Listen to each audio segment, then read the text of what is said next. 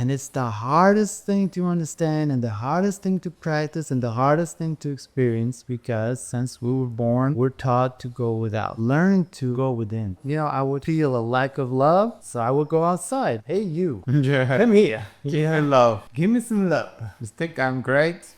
Tell me how great I am. Yeah, you get love from the other person. You're not aware of your lack anymore, but it's still there. You're just not aware of it because you're getting it from the outside. And once you stop getting it from the outside, then that's when you realize that there's nothing in you. You were experiencing it inside or using an external tool to manifest that experience in you. That's why, people talk about the love of God. And okay, so what is this thing? Is it really possible for me to experience love without the external, without the need to use an external tool? But that's what we are. We're tools, we're instruments, we're mirrors, we're so many things.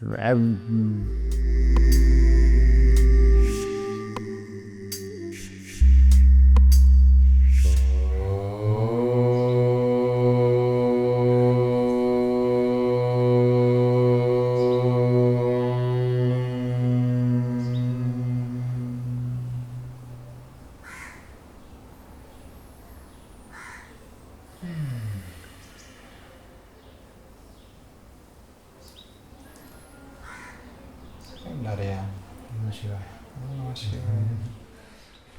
Ah, beautiful.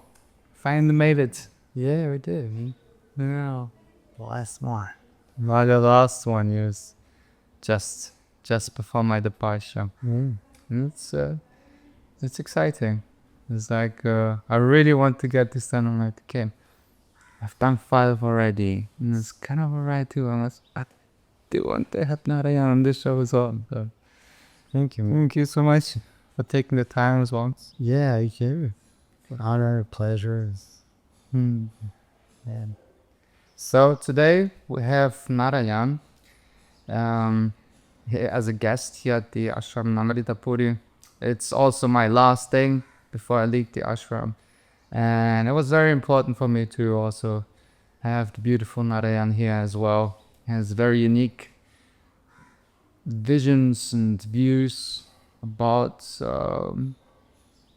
let's say detachment, how to deal with desires, and just a really unique mind. I felt it straight away. Like when we were in this, I remember when we were in this space with Marco, we're talking about things, and you were saying things. I'm like, I don't see it that way, but it's really interesting. Why do you see it this way? And then once he was talking about it, I was like, that makes sense. Yeah, like it's not your way of thinking, but you couldn't really, say no, right? Yeah, exactly.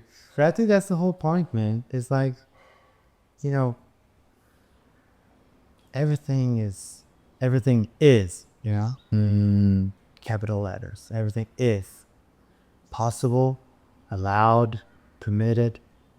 Yeah. It makes no sense anymore to all these struggles of, it's my reality, my truths, like I'm right.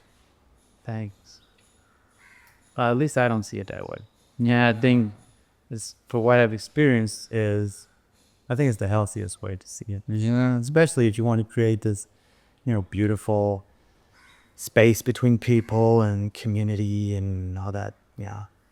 Peace, love. I mean, at the end of the day, when we really see things with curiosity towards life, then we can really honor the unlimited potential of life in itself. Like, how can we appreciate God for all the aspects of God, for everything in all their incarnation, in all their forms? Like, oh wow. Yeah. And still, regardless of there being or not a God, it's like this thing, like allow everything, allow existence, non-existence, all the possibilities. Then obviously, each individual is going to feel identified towards a determined path that's conditioned, with their brought up and the personality and all that stuff. But it's still, like who's right? Is it a Christian? Is it a Hindu? Is it a atheist? what if they're all rats, man? Yeah. Everyone is right. Yeah. Everything. In their own ways. Yeah. All right. All permissive. All. Mm. There's the sentence in which I've heard training about nonviolent communication, and Marshall Rosenberg quoted Rumi, and he says that there's a place beyond right or wrong. I'll meet you there. And I find this is such a liberating thing for the mind as well, not to limit yourself. This is the way how it should be, and everybody who doesn't go this way, he's wrong, and that creates more separation. Totally. Yeah. And I believe somehow this is also where we want to go, like as humans, or maybe not everyone, but I hope eventually that we want to go there to just feel connected with people around us. We just feel like we are the same, like we are all one, but how does it feel? And we can only feel connected if we don't judge somebody for not being this way. Yeah, to me, that's the future. You know, however it looks like, however it ends up like, I mean, first of all, it can't end up anyway because it doesn't stop, right? Yeah, so the future goes on and on and on. But yeah, that's the thing. And honestly, it's been my main focus of attention in the ashram. Judgment. Both sides of judgment, the self-judgment and the judgment towards others, and the feeling judged by others. It's really an interesting thing to work on, because that's basically how you're brought up, you know. Like, because in a way, like in the physical realm, you kind of need judgment, because you know you're like, okay, I'm gonna take that path because that other path is filled with tigers, hyenas, and maybe I'm not gonna survive if I go that way, you know. So that's basically the primary reason of judgment. But then we, as such intellectual beings, we just take that basic thing and we take it to, you know, realms of extreme, you know, like judging people when there's no reason to judge, and judge ourselves and feel judged, and it all goes together. It's like probably you can't judge someone unless you're judging yourself, and probably you can't judge yourself unless you're judging someone. And it's because of that you also feel judged. You know, Yeah. like sometimes you're not being judged at all, but you feel judged because there's judgment in you. Yeah. So like these reflections and projections and mirrorings and all that stuff. And do you feel that to be able to be as open to the world and not to judge, did you have a process where you had to, for example, embrace your feminine side as well, or embrace, basically come into balance between the masculine and feminine? Yeah, I mean, the thing about judgment comes from suffering. I mean, it's like it's one of our main gurus. You know, I have a main teacher. It's suffering.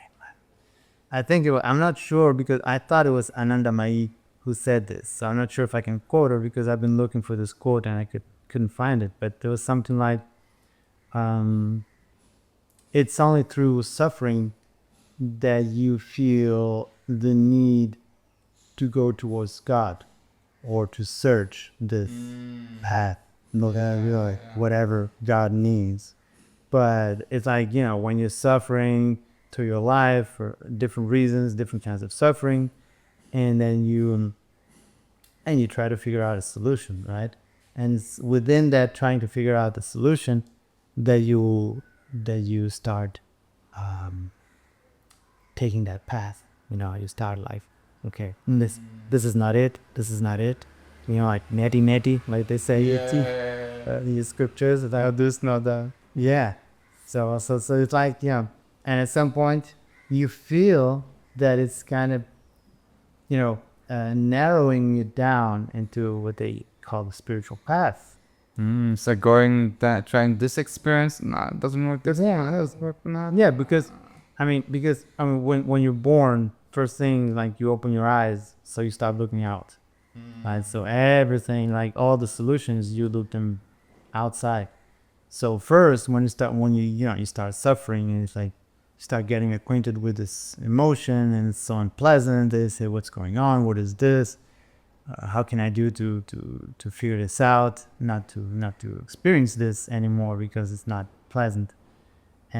But when you start realizing that and getting acquainted with that, so you go try to look for solutions, even look them outside. Right. First, solutions, you gotta look them in the physical plane, and then when you realize that, okay, this is not working, this experiment, this technique, this thing, it's not working, and that's when you start to find people and books and that start telling you there is another path that is not without, it's within, and like, what does that mean? Yeah. I mean, how do I go within? What does it like? Yeah, it's very easy to say, go within. Close your eyes and go within. It's like you close your eyes and you're like, I don't see anything, right? So, but there's the thing, like, if you try so many different ways to find the solution to your problem, to suffering, and you look for it outside, and you realize that you can't find it outside, then like, okay, let me try another path.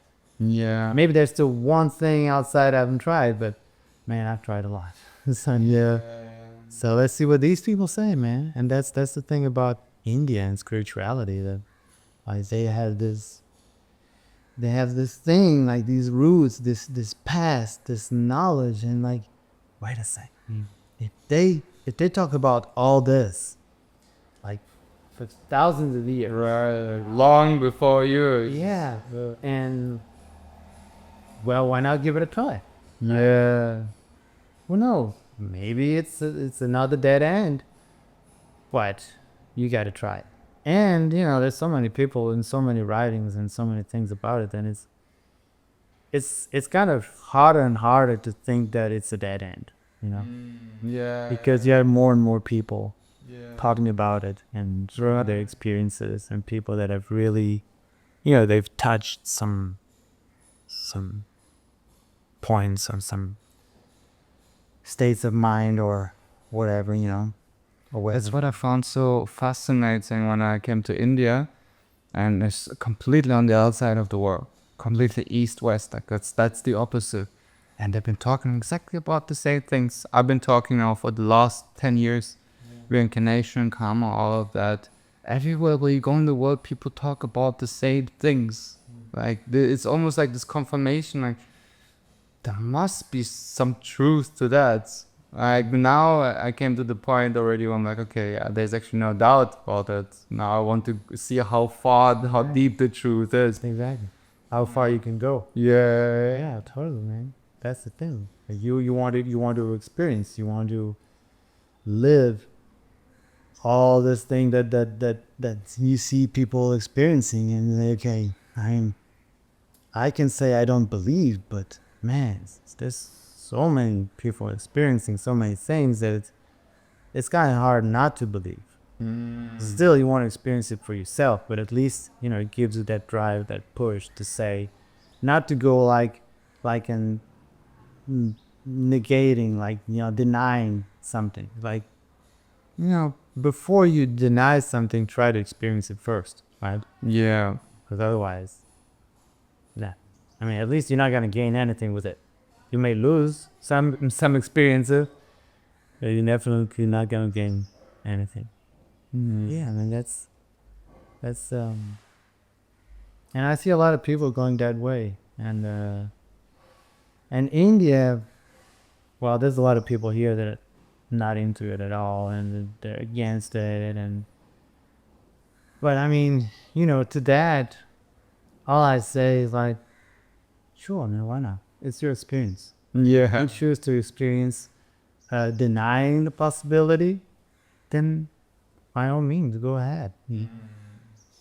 I choose not to deny the possibility. I choose to accept and embrace and even seek it, and see what happens.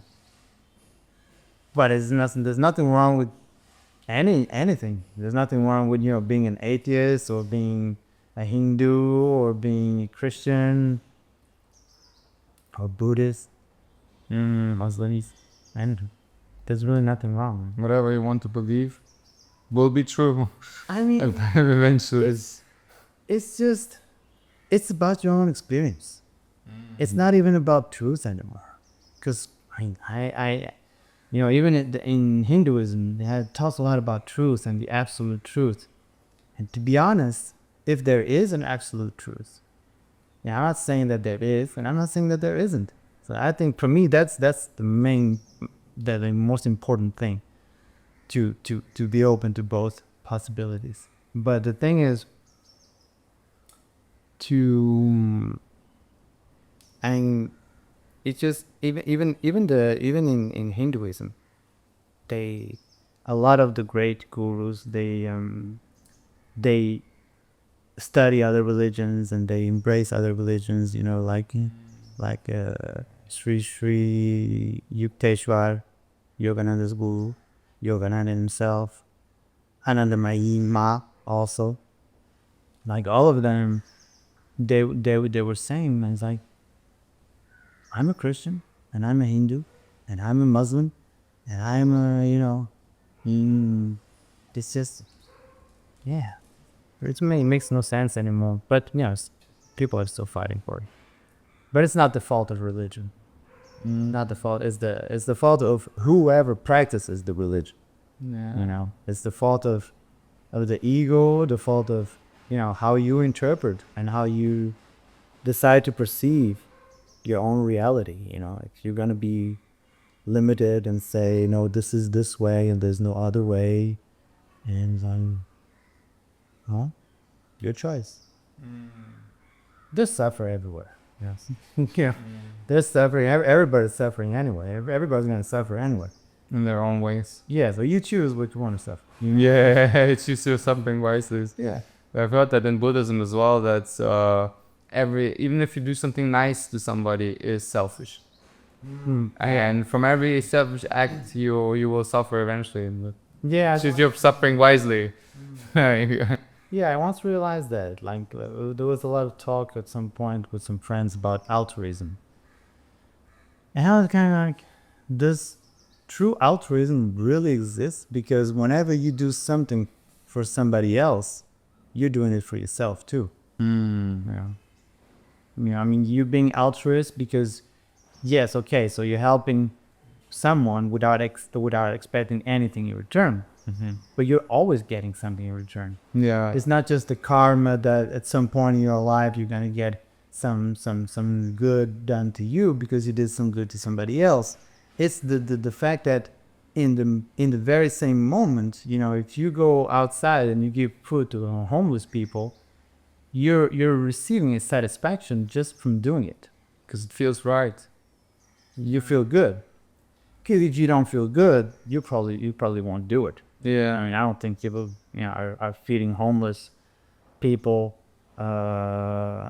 against their own will. It's like to force someone, maybe a little child that goes with his mom or his dad maybe feels forced to, but someone wouldn't do something like that, being forced. So it's kind of altruism. I think it has that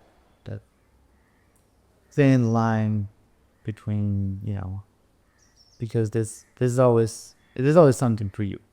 Do you think it might be maybe to say do something selflessly without expecting anything in return as a means to just, I almost want to say, train people just to go and listen to their heart? So if you don't expect anything in return, you just do it from your heart. You just do it because it feels right, and you just do it, and you don't expect anything in return. So it kind of forces you just to get to your center, go inside and feel what is the truth, and then just do it regardless of the outcome of it. And once you do something connected with the heart, it feels good, because the heart puts you on the right track. It's like this compass who just knows. Yeah, but a lot of the times you're doing something and it feels good, but you're not aware in a way that, like in this case, like you're helping someone, it's selfless, and so you do it for, for the good of others, but you're not aware that you're actually doing it for your own good. Because it's tricky, right? Because if you say, okay, that's the problem of consciousness and being aware. It's like if I know that it's also good for me, then am I being selfish? Yeah. Then it's not selfless anymore. Yeah. It's not selfless service. It's not pure. Exactly. So you feel contradicted. You feel conflicted. But that's being aware. That's the expansion of awareness. When you get to that level, and you start freaking out, like you can even have identity crisis. You're Yes. oh my god, You cannot do anything now. yeah, because now I know that there's this me watching me and being aware of myself, not only of the others, not only of the externality, not only of the act of serving others, but I'm also aware that I'm serving myself when I'm serving others. But what's the first reason, right? I mean, did I do it because of others, even though I know it's for me? Did I do it because of me, even though I know it's for others? And that's duality, right? That's why the non-duality thing is bigger and bigger each time. Like when we create separation. And I was following this girl on YouTube in the States, and she was all about non-duality and non-duality. You think that's possible? It's not Non-duality. it's not that it's possible, it's a fact, Now, it may be hard to experience it sometimes, but it's there. Would you like to, for the people who don't know about non-duality, explain a little bit about it? Well, so that's a little hard. I would recommend reading Adi Shankaracharya, because that's another thing. Like I discovered this from this YouTube videos in the States, and now you come to India and you realize that they've been talking about this, what, 5,000 years ago or more, and so yeah. So basically, I mean, the thing is, sometimes, like the human brain, I feel that it needs to put, it's like when you're dissecting a frog in high school. Like how do you learn? You learn by separating everything. It's like when you go to a doctor and you say I have a headache, so he gives you a pill for your headache, but your headache actually comes from another part of your body or another aspect of your experience. Right. And so we kind of need, I believe, like our brain needs to separate things and see things in separate, and put things in little in drawers, and put tags on each drawer, and everything has a name, and that's just the way that we try to organize, society and all that in that way, like even relationships, right? Is it official, is it not, how we call it, right?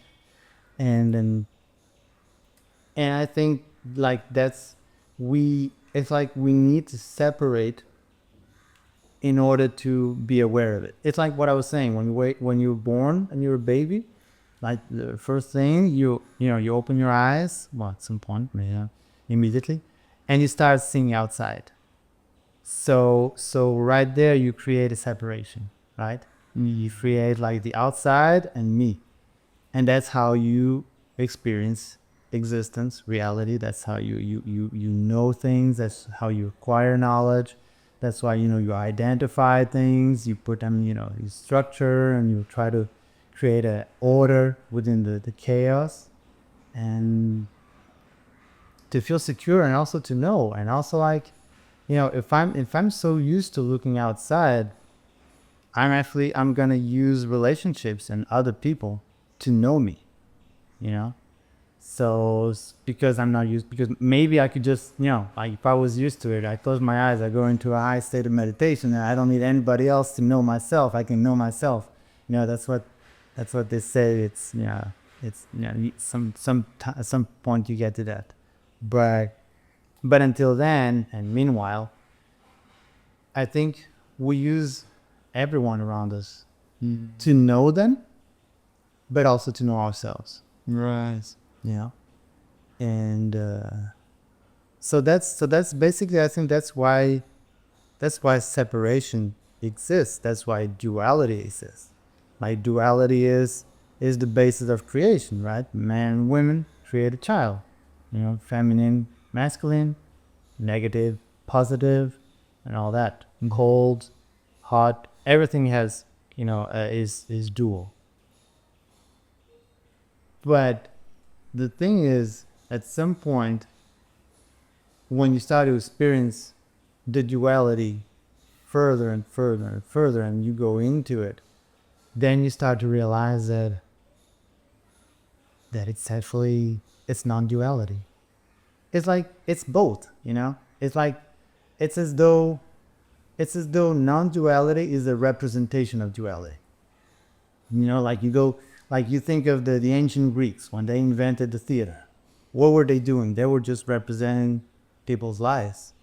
So you would go to the theater and you would go see a representation of your own life. So you're creating a separation in order to become aware of it. I don't represent it like that. Yeah. But anyway, there's a lot of people say we all come from the same source, the same light, then we separate. But yeah, I think that's the thing right now. Probably not the best one to explain non-duality, but I'm getting there. I have this thing about non-duality. I mean, I totally get the concept, but I just started something similar when it comes to this topic of living outside the matrix. Because living outside the matrix, I understand it in this way, would require that you get into non-duality and you come into oneness of everything. And if you think of I had this thought of what is the matrix actually. And if you look into atoms, right, there's an electron and there's a proton. There's also a neutron in between the protons. But basically there's those two charges, the duality, the positive and the negative. And just the combination of them in different quantities is its whole material existence. Yeah, but that's the thing. Like that's what I was thinking when you were talking about the atoms and the photons and the neutrons. I was thinking that is the physical existence. Like everything in the physical world, it's conditioned by duality. It's conditioned. Everything needs its opposite. So would non-dual then be just the connectedness to the spirit, which is also somehow connected to just be aware that this is the physical reality, but then there's also this, like what we had earlier a little bit, this talk about you had an experience that there's awareness outside of this body. Yeah. Obviously, when you talk about non-duality, it's hard not to get into the spiritual realm. It's hard just to stay. If you're a rationalist, there's no such thing as non-duality. Because there's only one thing in the world, and it's what your five senses perceive. And what your five senses perceive is duality. Constantly, because it's what's outside.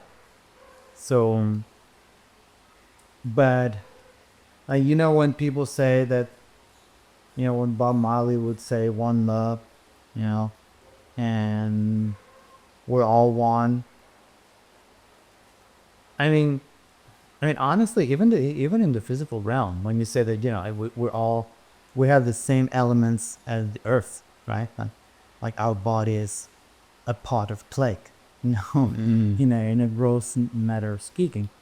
We have the same minerals, we have the same elements, we have, so we're one with Earth.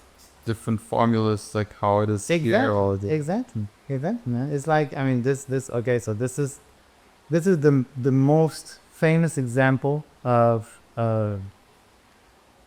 Advaita Vedanta, which is the non-duality philosophy that Adi Shankaracharya really, developed. I'm not saying that he invented, but he was one of the main, I think, that dealt with the concept. And it's the pot of clay. It's like, out of clay you can do a whole bunch of different pots, different shapes, even different colors, different textures, a whole bunch. And in our case, well, you put different personalities. But it's still, but the thing is, like, you start thinking about the pot and you say, okay, but they all come from the same clay, right? So that was, their way to explain.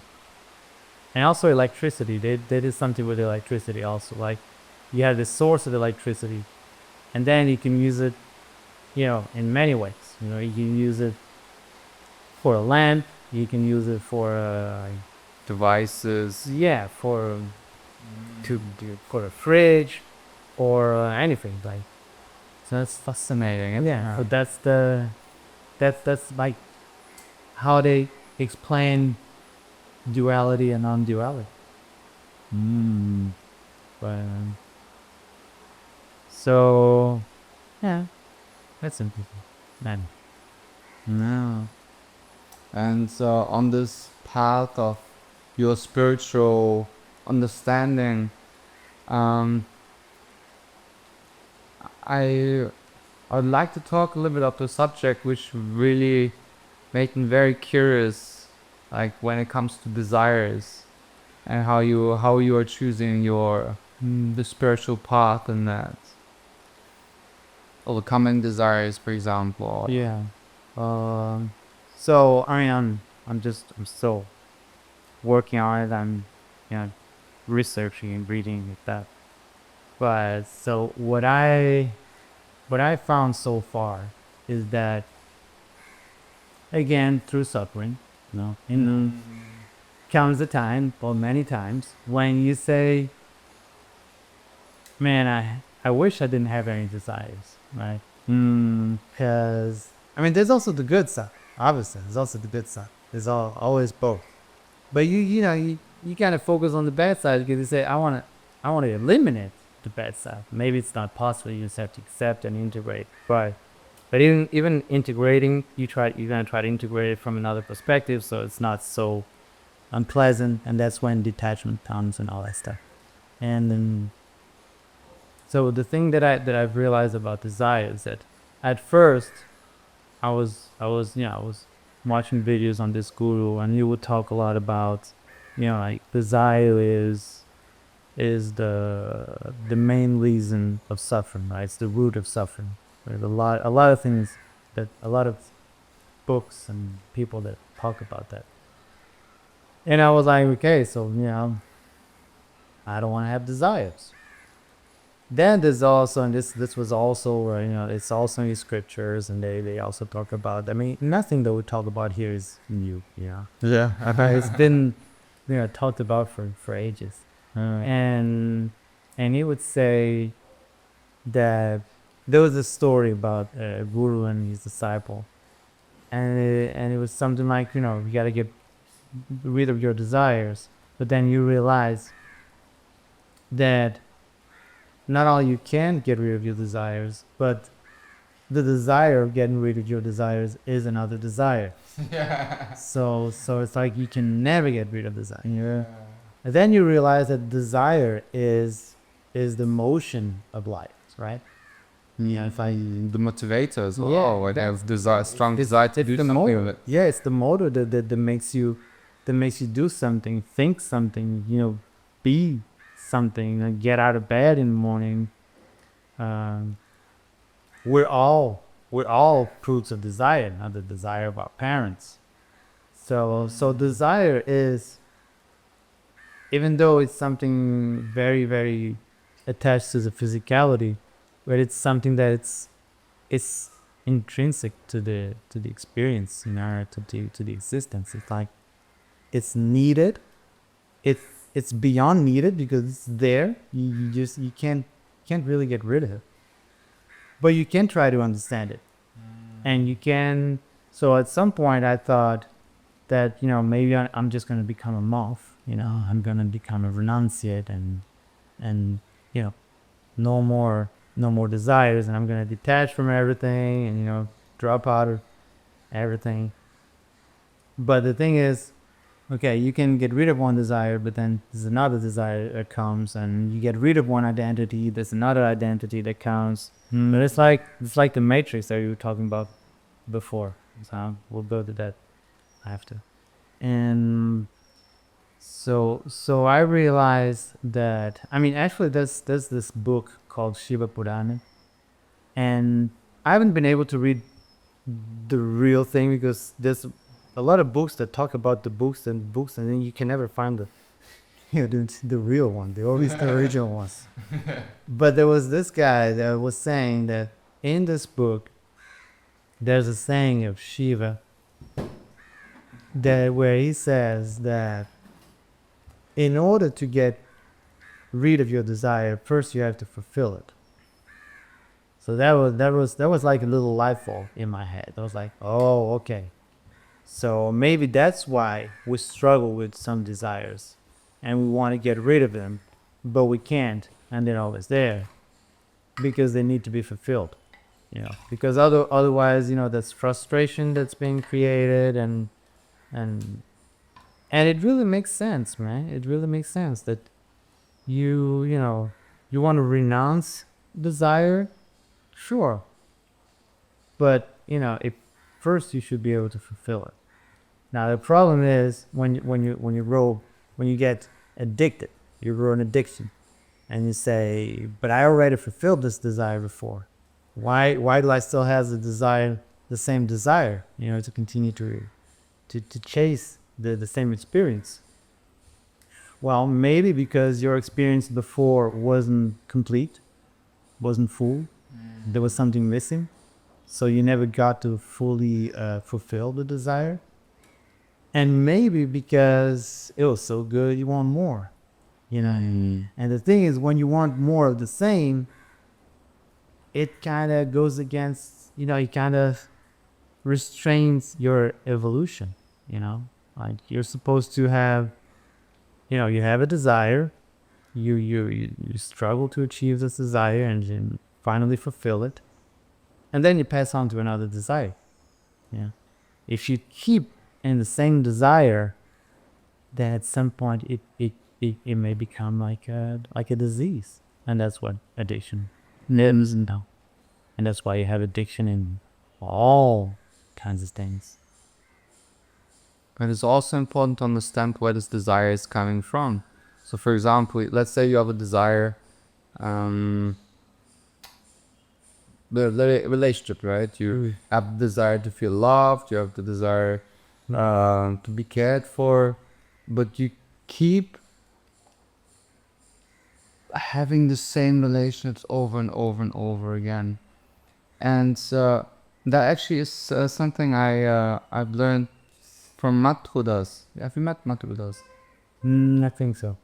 Yeah. And he was saying that all these experiences, why they keep reoccurring, is because it's your inner child actually wants to be expressed as well. Like that. Let's say you go through the same patterns of like you go into a relationship and then breaks up and this and that, and you feel very hurt, and then you start to avoid those feelings properly and have like this toxic coping mechanisms of just like replaced with another experience. You will keep getting the same experiences over and over and over again until you actually realize, oh, I was looking for this love within me. Actually, my inner child was hurting and just wants to be heard and just wants to be felt through and accepted.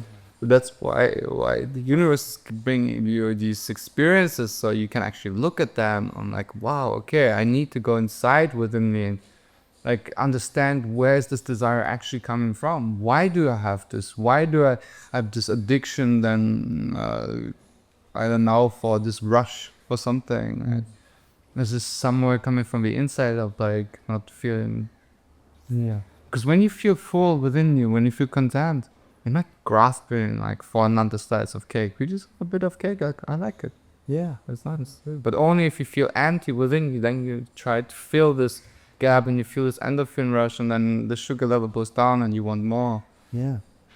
Yeah. Yeah, but this, you just described what I was saying, like the fulfillment, because you don't feel full, and attachment, you want more, and that's the thing. Like when you go through a relationship and then you go through a breakup and then you go through pain and hurt and grief, it's like you didn't reach fulfillment. Because if you get fulfilled, then you don't get hurt, you know. If you really get to that state of, maturity enough and understanding, and you can actually break up and keep, keep the fulfillment. You don't get how do you say, void. You don't get emptied. Yeah. Because you don't have this energy from that person anymore. The attention. You're like, But it's obviously, it's like you were saying, within. It always, everything always ends up to the same thing, going within. Whatever the subject, man, at the end of the day, it always comes to going within. And it's the hardest thing to understand and the hardest thing to practice and the hardest thing to experience, because since we were born, we're taught to go without. Everything in your existence, in your experience in this existence, is without. Everything outside. People are outside. The objects are outside. The pleasures, even though you feel them inside, that feeling, you use the outside to recreate that feeling inside of you. Relationships, it's all. So that's why we hear that meditation is so important and reflection is so important, and still people don't a lot of people still don't understand, and we're just learning that as I wish we could have learned that when we were kids, but probably maybe we wouldn't have been able to accept it either, because it's not within our society. But like, learn to go within. And that's when, for me it was the same. I would feel a lack of love, so I would go outside. Everybody, I need love. Hey, you, yeah. come here. Yeah. Love. Give me some love. You think I'm great? Tell me how great I am. Yeah, but then, so that's the thing. So, you get love from the other person, so you never realize, it's like you're not aware of your lack anymore. Yeah. But it's still there. You're just not aware of it because you're getting it from the outside. And once you stop getting it from the outside, then that's when you realize that there's nothing in you. Because it never came from the inside, because you never went inside, because you never experienced it inside of you, or you were never aware, because you were actually experiencing it inside, but using an external tool, to manifest that experience in you. And that's why people talk about the love of God, and like, okay, so what is this thing? Is there something is it really possible for me to experience love without the external, without the need to use an external tool?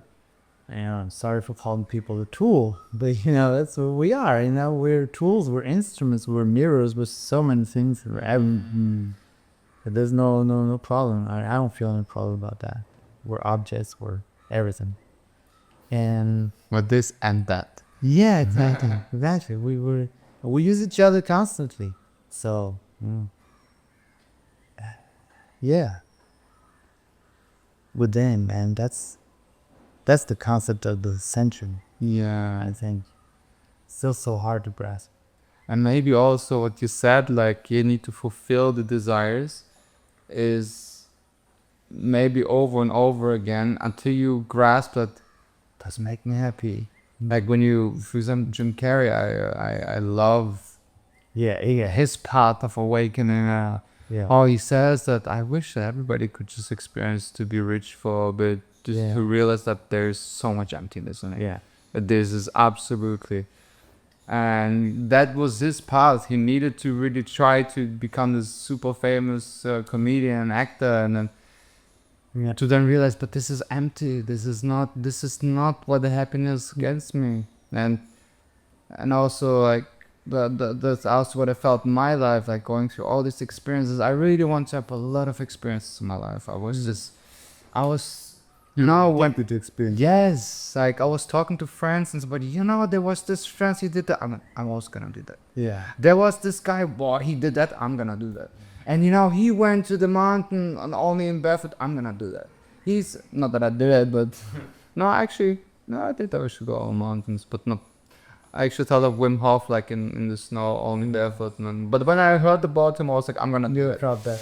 And I was actually practicing the Wim Hof method for many years, and was really trying to train my body to go to these extremes. But anyways, whatever somebody was saying, I was like a copycat. I'm also gonna want to do that, and then I was doing one experience after the other, after the other, after the other, and after that, and a lot of hardship came, like which really was tough on me and my system. I was I can still go and still couldn't go, and so until like 2 years ago, I just felt like I know. like a limit reached. No, my experiences. Like I cannot take any more experience. I don't even know how to process everything that I've experienced in my life, and I sometimes when I had this experience where I was in the hospital, I thought, I'm not sure if this is my last day. Somehow I was content. I was like, You experienced a lot. I don't know, like, okay, yeah, but if that's the time, it's the time. But I felt absolutely no, I don't want to die. And no, tried. But that's the thing. I mean, I think that's why there's nothing's wrong, man, and everything is right, and everything is just the way it's supposed to be, because there's a reason and there's a path, and there's, like, you had to go through all of that to realize that,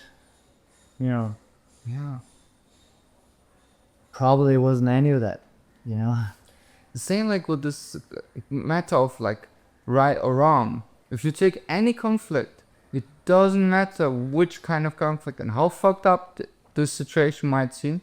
If you really with compassion, empathy, listen to that person, eventually you'll be able to sympathize that they are wrong in their own way. They have their truth. And actually, yes, makes sense that you feel this way. It makes sense that you, I don't know, do really extreme things which might be like on first glance like judged as wrong. And you know why you can do that? And now we go back to the duality and non-duality. You can do that because, first of all, there's a part of that in you. Like it's the first step to non-duality is to realize that the fact that you can empathize with that person is because that feeling is also inside of you, and you feel a recognition, and then when you do that, then it's very easy to get to non-duality, because then you're like, oh, well, wait a second, if this person is experiencing this and I'm empathizing with this, so that means I have the same thing in me, that if I have the same thing that she has, then we're the same. That's where we are, man. We're the same.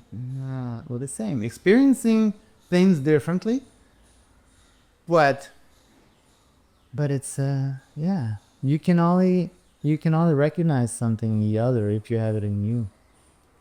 There was this, have you heard of Bruce Lipton? Yes. And he has this theory about, he brings spirituality and science. He merges these two, and in one of his 2-hour talks, he it's a long talk how it comes to this conclusion, but basically says, look, you have here these cells, and they are identical. But if you put this cell into this body rejects it. Why? Because on the end of the cells, there's these antibodies or something on these receptors. Yes, there's these receptors where the antibodies then come in and they're like, oh, I cannot dock in here. Out. Yeah. And this They don't identify with exactly the same information. So it's just the difference between me and you, exactly the same, just the receptors on our cells are different. So the only difference we have is just how we receive the information that comes within us. The rest is identical. And that's what I found so fascinating, that because this whole reality is just information. Like the eyes is like a certain light is a frequency, is a certain wave. What we hear, the touch, everything, it's just information that gets received somehow and processed, and this is our reality.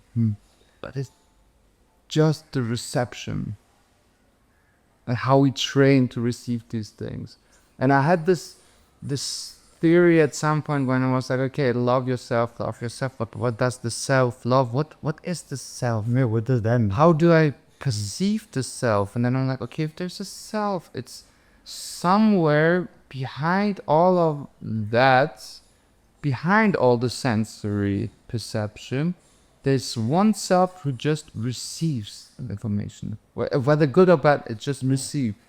And then I was like, oh, so maybe what if I just have to love the receiving? I just have to love the perception, because that's the self. The self just receives. The self does not distinguish between good or bad, because beyond this body which hurts, it's just information. Yeah, there's no judgment. There's no judgment. It just is. Yeah, and some call it the observer, and that's probably what you're describing. Is probably what the Hindus call the Atma. You know, which is the I don't know if it's maybe not the source yet, but it's the middleman. Yeah, the agent. Yeah, but yeah, it's the experiencer. Executive assistant. Yeah, the experiencer of the experience, or the experiencer of the experiencer. So that's something like you get something. But they also say that in order to experience change, that which experience change cannot be changeable. Because if it was changeable, it couldn't experience change. Like let's say two things changing at the same time, you know, like two things moving at the same time, they're not aware, you know, like you have to be still in order to be able to be aware of the movement. Right. If you're in movements and you know the outside is also in movement, but I don't know what's gonna happen. But you're not gonna have the perception of the other movement, and also because you're gonna be perceiving their own movement. Oh no, the movement is going here, the movement is going there. It's like very great movements, but it's not maybe that great. It's maybe just a little movement, but exactly. little movement is actually bigger movement. Exactly. So you have to be still in order to be aware of the full spectrum of the movement, of the changeability. Again, you know, they say that's what you achieve with meditation. Yeah. Plus stillness, right? Yeah. I mean, there's the only thing that I have a little. Well, how would you call it? Not a aversion. Not a problem. I just saw and experienced so much in my life about this mindset of just look, everything is within. All the love is within. All the go inside. And somehow I had this feeling that creating a little bit a me society where we forget the importance of the true heart-to-heart connection with the people around us, and which then leads to avoidance of, for example, looking at conflicts. To be able to, like, okay, I feel this, you feel that, let's talk this out, let's resolve the conflict and understand each other and feel what we both go through, instead of like, oh, I feel conflict and I avoid this feeling, so I just go inside, I just meditate, I don't feel anything. No, kind of that way. But it's not. But I think that's a wrong misconception, probably out of fear. That is not. I don't think that's how it really plays out.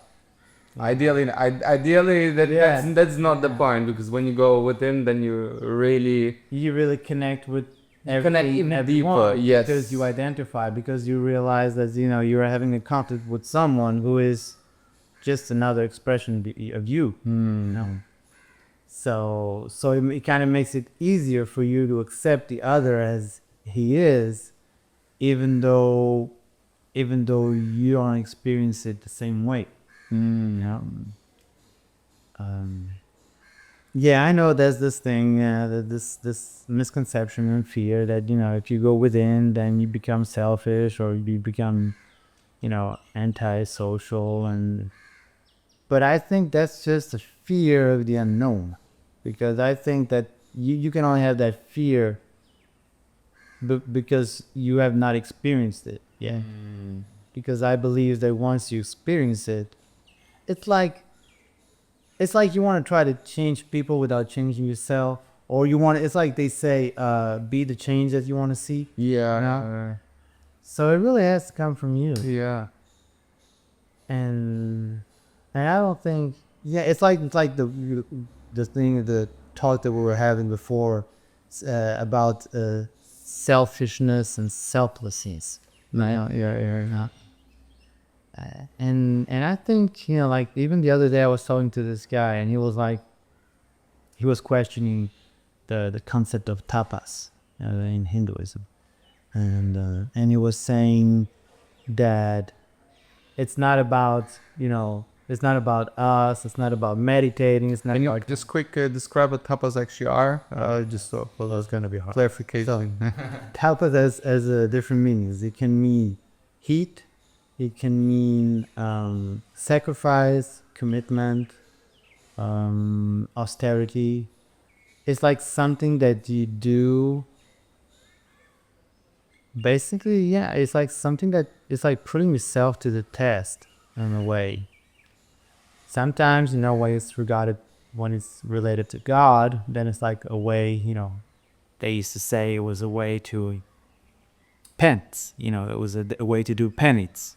So you were enduring, and there was some suffering involved. And at some point, the gods would be happy with you, and they would come to you and say, okay, I'm happy with your penance. What's your wish? As for the doom. But the thing, like here, he was saying about, it's not as much, about all this inner work, because the real work is the selfless work. And for me, the thing is like, see, I had this girlfriend one time, and she got mad at me once because I went to a concert instead of going to how to say it, a rally, like people getting together to manifest against something, right, against the system. And I was like, listen, I think there has to be people that are fighting in order to change the external reality. But the thing is, what I noticed is that a lot of these people, they're fighting for a cause that they're not, how do you say? They're not, you fight on the streets for a cause, but then you go home and, you do the opposite with your family. So that's, again, the thing about going within, because everything comes from within. Like, I mean, I've noticed that like the Greek theater, like everything outside is a representation of the inside. Yeah. So if you want to change, the external reality, you have to change the inner reality. You have to change yourself. So I would see a lot of people, manifesting and going to these, parades on the street, and I think there has to be that. There has to be an outer work. But the thing is, when a lot of the people that are doing the outer work and not doing the inner work, then this outer work, it gets corrupted, and it's never really, 100% stable, And so Then comes more from hatred, from like, yeah, it can come from a lot of things, but it doesn't come from love, uh, Or if it comes from love, it's an external love, It's not the like the love the self, because loving yourself, it's not loving just yourself and nobody else. Like when the thing about, like some people say that, they go into these states of connection with the all their surroundings in a way that, that all of a sudden they feel that they're the tree, that there's no difference between the tree and them, or the ocean, or whatever. And that's the non-duality thing. You might be getting to the state of communion. And when you get to that state, can you really treat somebody bad? Can you really judge them? Can you really hate them? Can you really, argue with them? Can you really go into a conflict with them? No, because you realize that that's what, everybody that I listen to are saying. It's like, when you realize that the other is you, does it make any sense to be against the other, because you're being against yourself? yeah. So And that comes from a place of love. it all comes from a place of love. That's what I sometimes think as well. Like when you see like demonstrations or rallies, and I totally get that. I'm with you on that. Like it has its rightful place. Absolutely, it creates awareness. And if we have, It's a shock, Yes. It's just, like but it doesn't end there. So because and it shouldn't start there. yes, and because like at the end, when we just have that, then we just feed this energy of like conflict, of like tension, of like this energy which is like disharmony. You can have that to break patterns, but then you need to actually come into harmony to like heal the breakages, what you break. That's what I feel a little bit is also like with feminism. It came to rise with such a force and such a like boom, against this oppression of man. And it broke up a lot of patterns where a lot of men start to shake up, like, oh, but who are we as men now if we're not the superior anymore, and women come to equality, so a lot of men confused from that. And now I think it has to come to the loving place. Okay, now come back to us, to the feminine. Now come to the loving, come to the gentle. Yes, this is what's wrong, what was happening, but look, we can all love together. And that's what I feel also about these demonstrations, this hard force against certain things. Yeah, it's a tool. But then if we can then be gentle and be like, again, I understand why you guys did that to you at your rightful place, but look, we don't have to fight. We can also just talk. We can also resolve conflicts in a loving way. Then it comes from a place of love. Then we strengthen the energy of love until this just becomes obsolete. But it cannot be removed because it needs to be there. It needs to be in a balance. Cannot remove the darkness. We can strengthen the light so the darkness is not overpowering, but it needs to be still there. But it's awareness. Yeah. It's all about awareness, to become more aware. Well, the thing is, like, I think it was Plato who said that in order to find a middle point, you have to first, find the Sphinx. You draw a line. The only way to know the middle point is where the ends are. If there are no ends, there's no middle point. So obviously, that's what revolutions are about, and I think they're great. They're really needed, but then the need is that to create a shock to force people within, because the shock outside is so is so intense that it forces you to go within. Well, Yeah, okay. and to get in touch with that love and the femininity. Yeah, I mean, we've all been. They say like the mind, the mind is more the masculine, and then the sensitive, like the heart is more feminine. We've all. I think the thing is, we needed the industrial era. We needed to build all these machines. And the connectedness, the technology, we all have.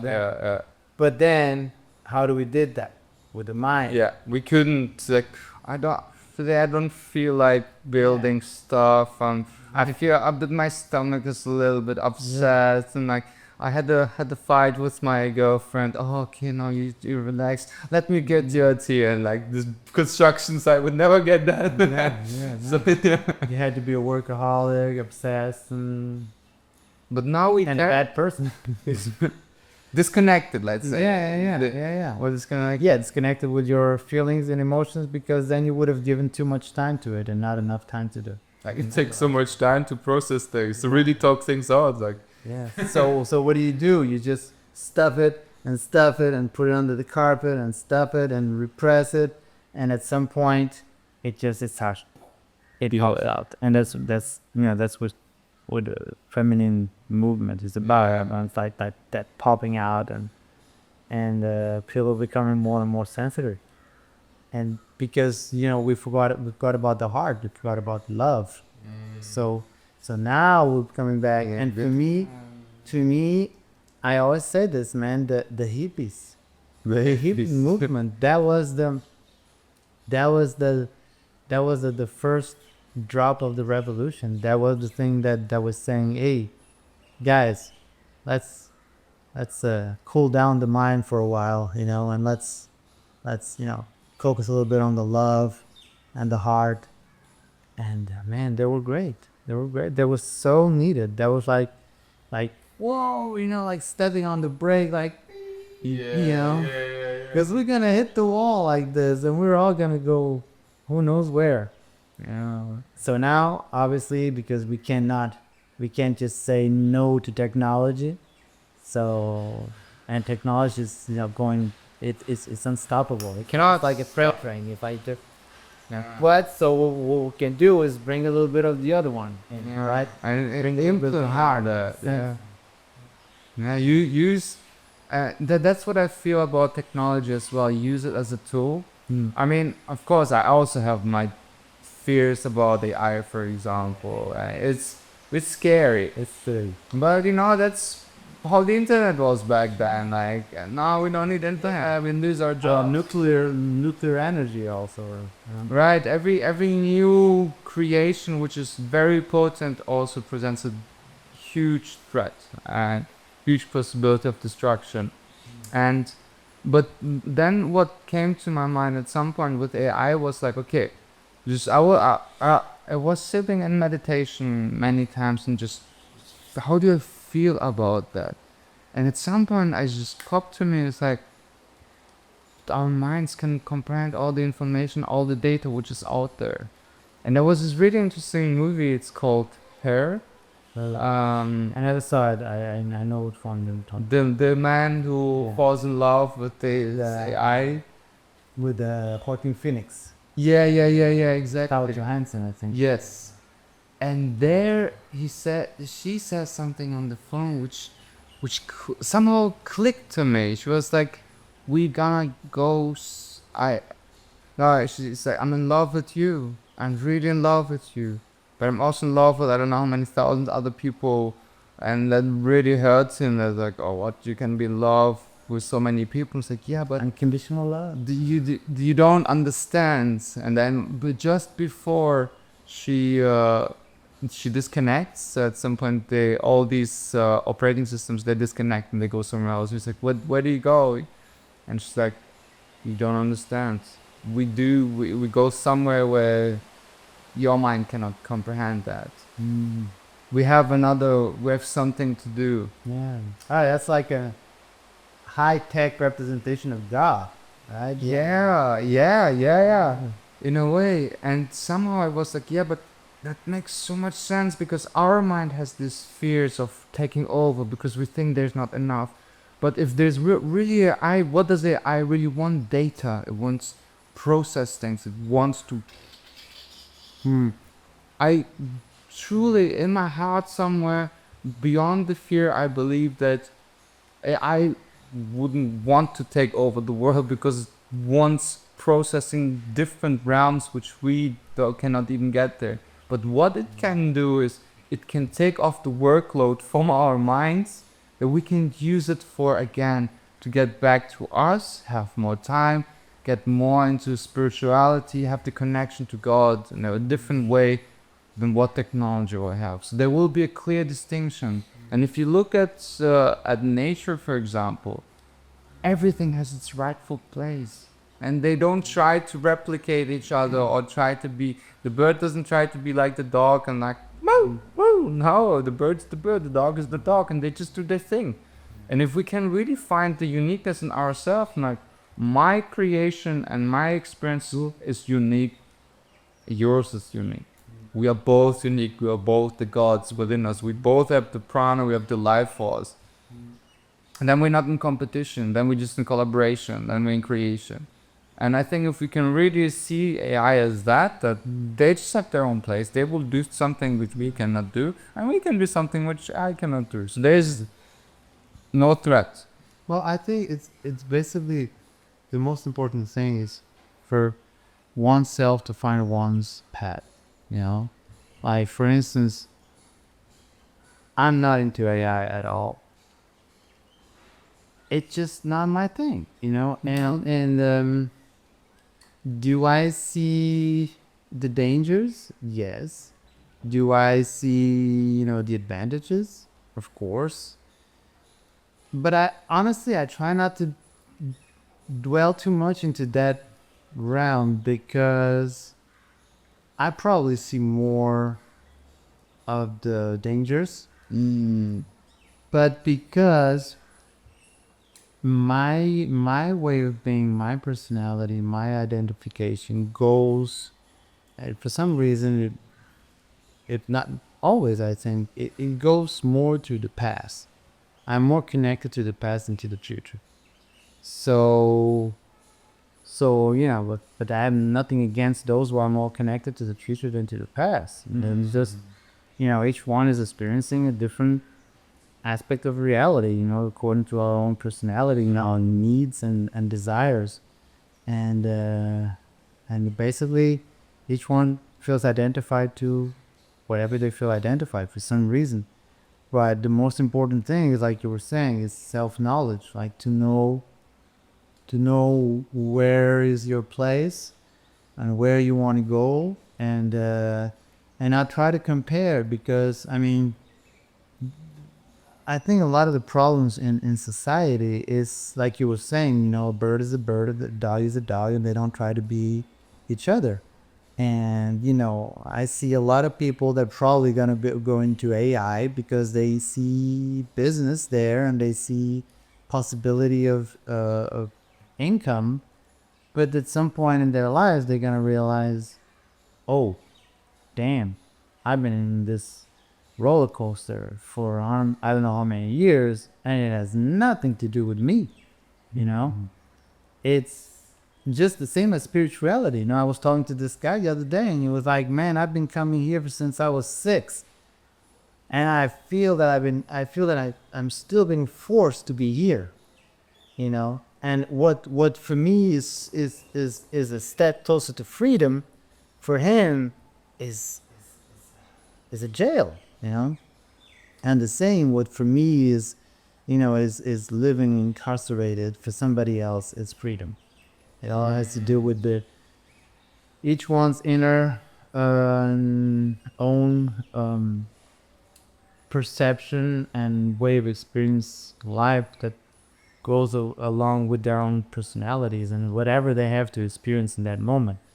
So that's the most important thing. I mean, AI, whatever it is, you cannot stop it. You know, you could never stop evolution, you know? And you can see the goods and you can see the bads. I mean, can we picture a life without a train, even though we already have, you know, spacecrafts? We can't, you know, train is one of the most pleasant things in the world. Yet how many people died, you know? When you go into the history of the United States, how many Indians died? How many lands were stolen just so that there could be a railroad? Railroads were like in the somewhere in the 19th century. Railroad road was the biggest, you know, deal that you could get into. Like most, even probably, I think, I'm not telling, you know, 100% right, but probably like Rockefeller and these people, probably their fortune started from there. Right. Railroad was, but these people were heartless, you know. They were heartless, and so it's like, so evolution, like technological evolution, unfortunately has been connected and developed by, like we were saying, you know, people that are very in their mind and very little heart. So they wouldn't care who died, you know. They wouldn't care about injustice. They had how they call it, an agenda, right? They had an agenda to fulfill. They had their desires, right? So their motivation, their drive was that. So can you say it's wrong? Can you say it's good?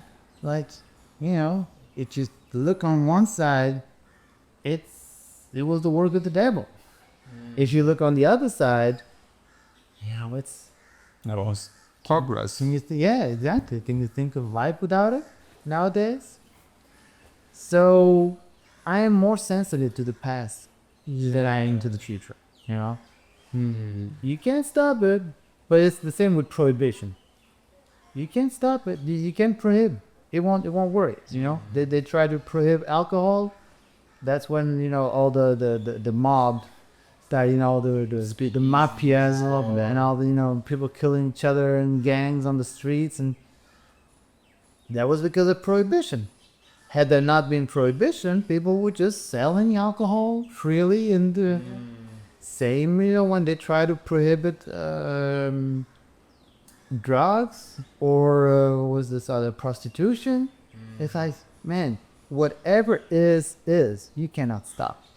No, you cannot stop the good and you cannot stop the bad. And it all goes together. It's like the polarity and duality, how stuff that we experience in this life. So, you know, whatever happens, you know. Like at some point, you know, people are gonna see, okay, so maybe this is not so good. Let me try to make it better. But you know, it's like nuclear energy. You know, was that intended to create a nuclear bomb? It just so yeah.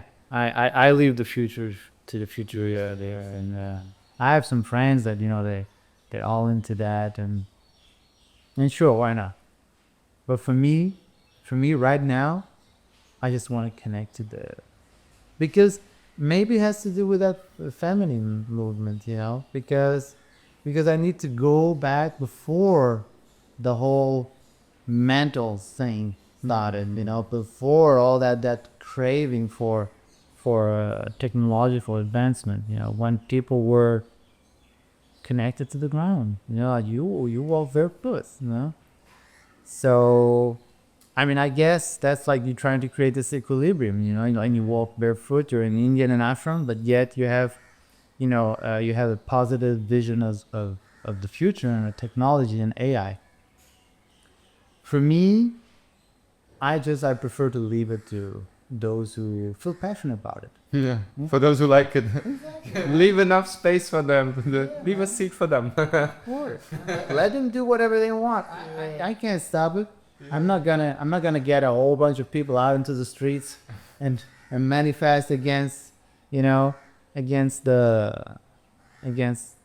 evolution. We just can't stop evolution. It is what it is. And then Good comes from bad, bad comes from good. Why? Because it's all about our perception. Because when we talk about the observer, like you were saying, he's just experiencing information. Yeah. Recollecting information. There's no good, there's no bad, there's no judgment. There's just, you know. And I think like when you get to a state like these, all of these saints and gurus and, you know, enlightened people, like they call them, I think that's the state where they get to. You know, it's not a state of numbness, because people think, oh, if you don't feel passion, then you know, life is boring. You know, like, yeah, if people are not killing themselves on the streets, life is boring. Well, not really, you know. Yeah. So, but they just experience things in a different way, and it's not that they're not gonna feel a sense of sadness, but they will understand.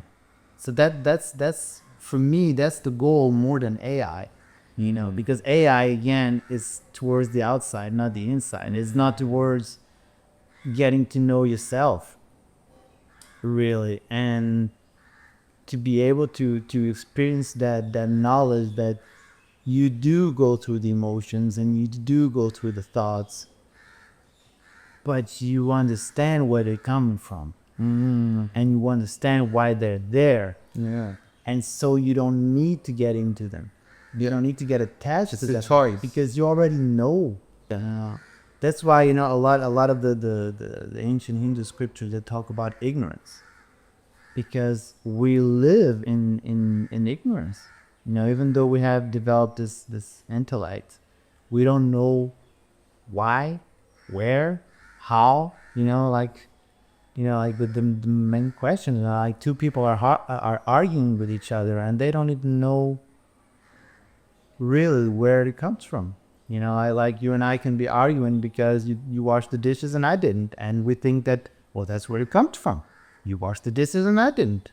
I'm like, no, man. It's like, you gotta look back. It's never about dishes. It's never the dishes, man.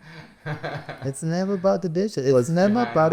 It's all, yeah, behind, beyond, and yeah. So I guess, yeah, I'm more focused, and I wanna go back to, you know, before all this, you know, before we got into the mind and like extreme, you know, like not, because we're always into the mind. Yeah. But I want to go to a time where we weren't yet so disconnected from ourselves, our mind from our heart, our thoughts from our feelings,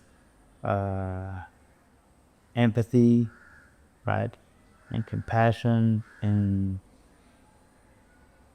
And that's the thing, like, by you choosing to go there, not having to be forced to go like on this path where you're right now, like how are you personally as Narayan enriches me? By you just embodying that and like having these experiences, which then I talk with you and I'm on the path to merge this hippie and the technology, but I'm caught in between. So you fuel me with the spirituality, which inspire me. Again, I get energy from that. I feel like it's fueling me, and then I talk to other people who fueling me in something else. But I can only get fuel from them because you live in that. yeah, You have one backpack. You are living. You are embodying right now. However you think where you are at in this stage, but you are embodying the non-attachment. But you don't dismiss the attachments, and that's what I found so inspiring about you. Like because I met a lot of people on this path who are on spirituality. They wanna go into renunciation at some point, or they just fully into their guru. And then I start talking about fears and emotions, and they said, "No, I don't know. Just the God, just God. I'm not sure. And that shows like, oh, you haven't really. There is something to look at. You just haven't really embodied that. because that's also, I mean, you also create addiction to the guru. And that's another identity. It's another thing to attach to. I mean, like even the greatest gurus, they say at some point you have to let go of the guru. You know, Because if you want to keep evolving at some point, it's like when you, like there are several stages of meditation, and one of the stages of meditation is to meditate on an object, an image, a picture, or even the candlelight, you know. Have a reference. So you can focus on that reference. You can be with your eyes closed or open. You focus on that reference, and what that does is that helps you to eliminate everything else. You know, Is it Dhyana? dhyana, yeah. Dhyana, right? Oh. And but there's another stage, which is the stage that you get rid of that too. You know, like the object that you're using for meditation that helped you get rid of everything else. Now you have to get rid of that one. Yeah. You know, Yeah. if you really want to go to the next stage. And after in this emptiness, then you go to samadhi, right? It's like even a There's also different stages. the step in between, yeah. Yeah. So it's the same with the guru.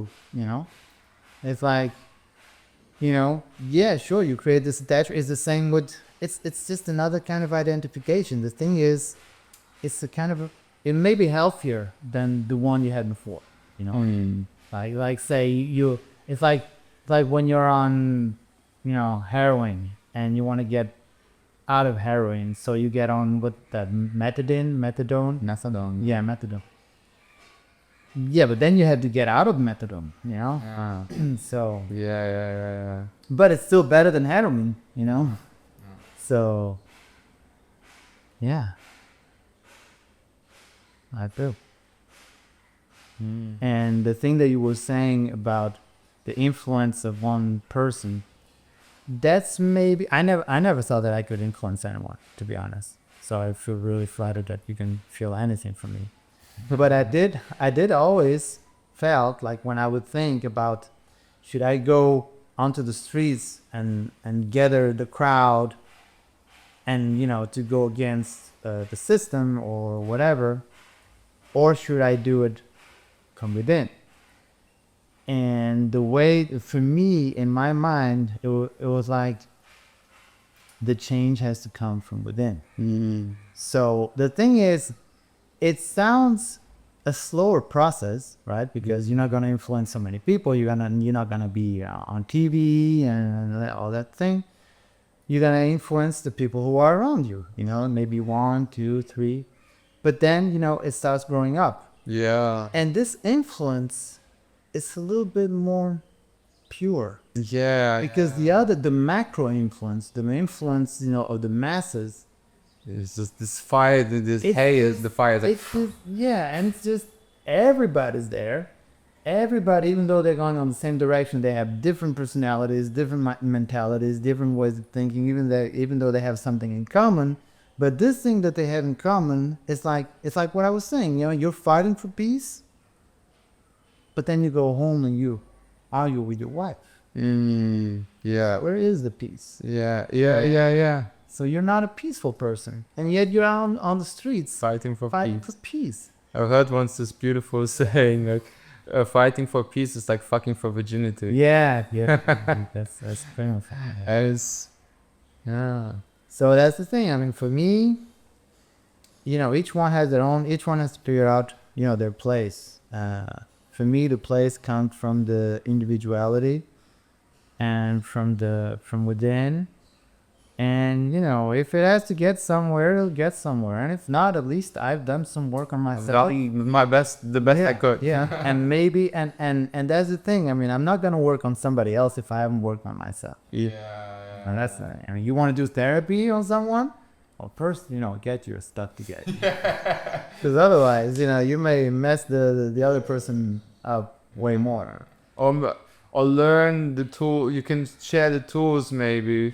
But there's actually this I've read from you know, Ramdas, the American Ramdas, and he was saying you can only be as high as your therapist is when you go to therapy. So, and with high he means like with the vibration. So if your therapist has predicaments and traumas that they're unresolved, this is certain vibration they bring into the room. So you can only get as high as your therapist. You can only... And that therapist want to have the tools to get you higher because the therapist still needs those tools and still need to get that. And that's why we look for a guru, because supposedly it's higher than us because it's been through the process that we're going through, and in one way or another, maybe in a past life, you talk about reincarnations.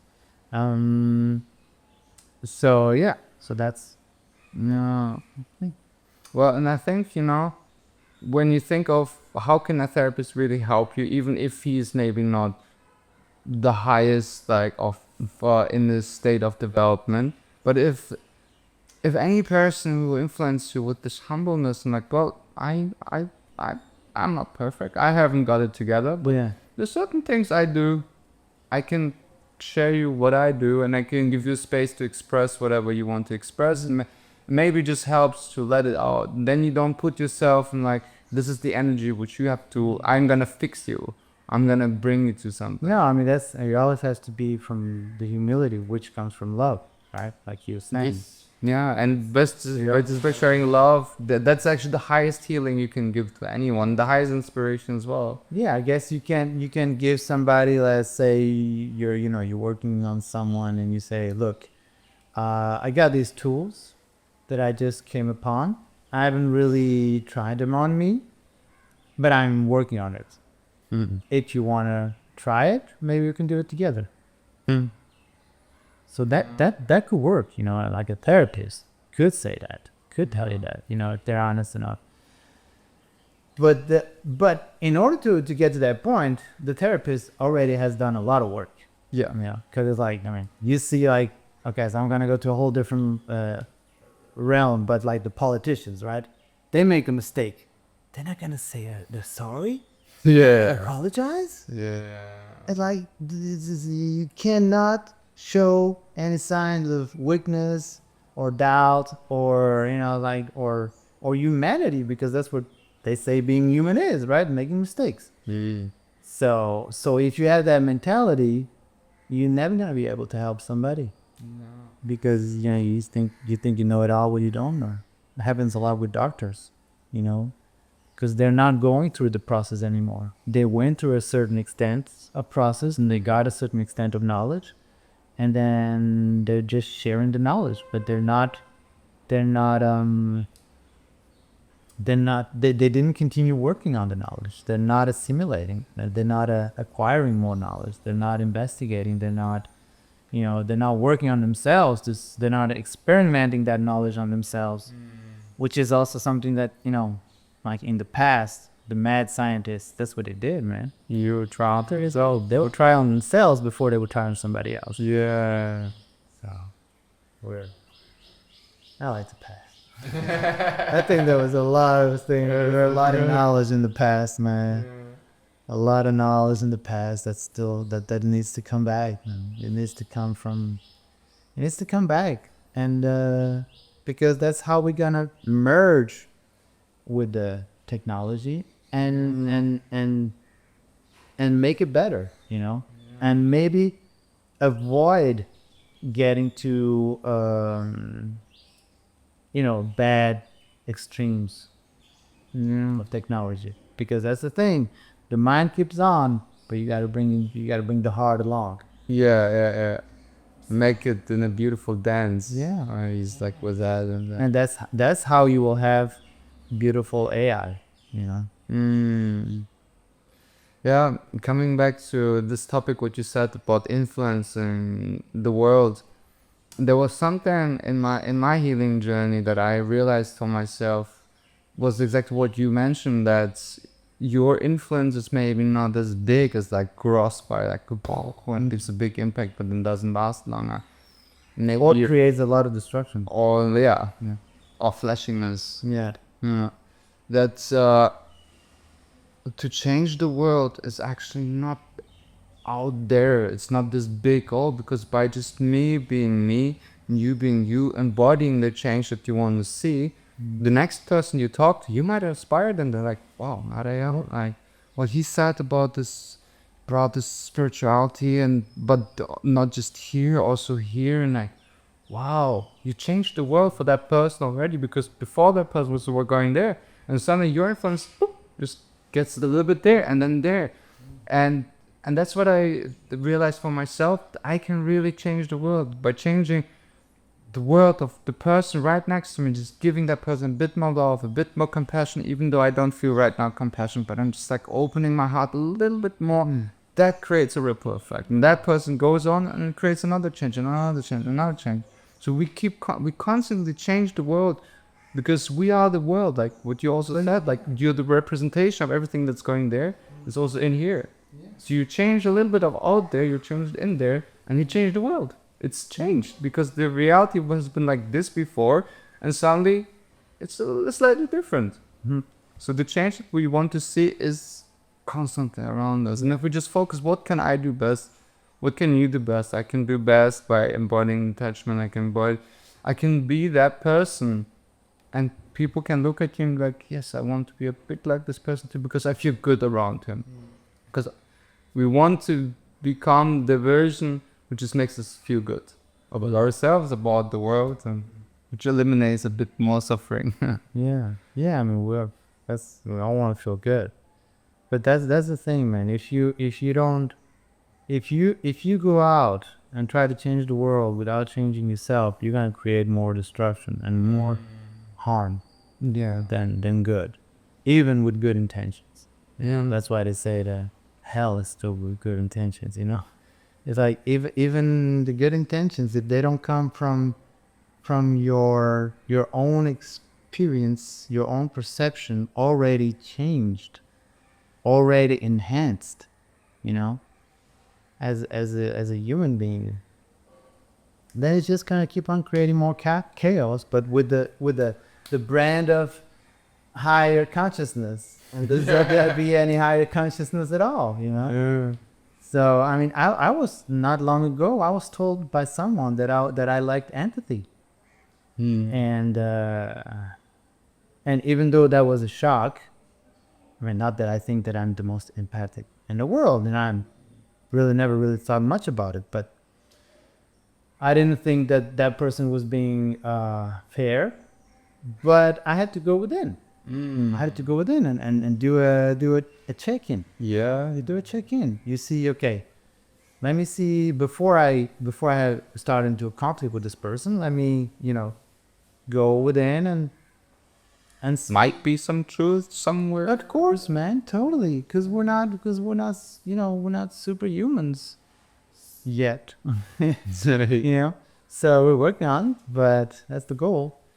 But there's always a truth behind everything, behind every lie. Not saying that this was a lie, but even behind a lie, there's a truth. So I think that the beautiness, part of the beautiness of the path within, is also like going through the concept and going through and say, okay, what is inside of this? Like, what is inside this lie? What is inside this word? What is inside this concept? What message is hidden within the words coming out of another person's mouth? Right. Not just like you were saying, not just react to it.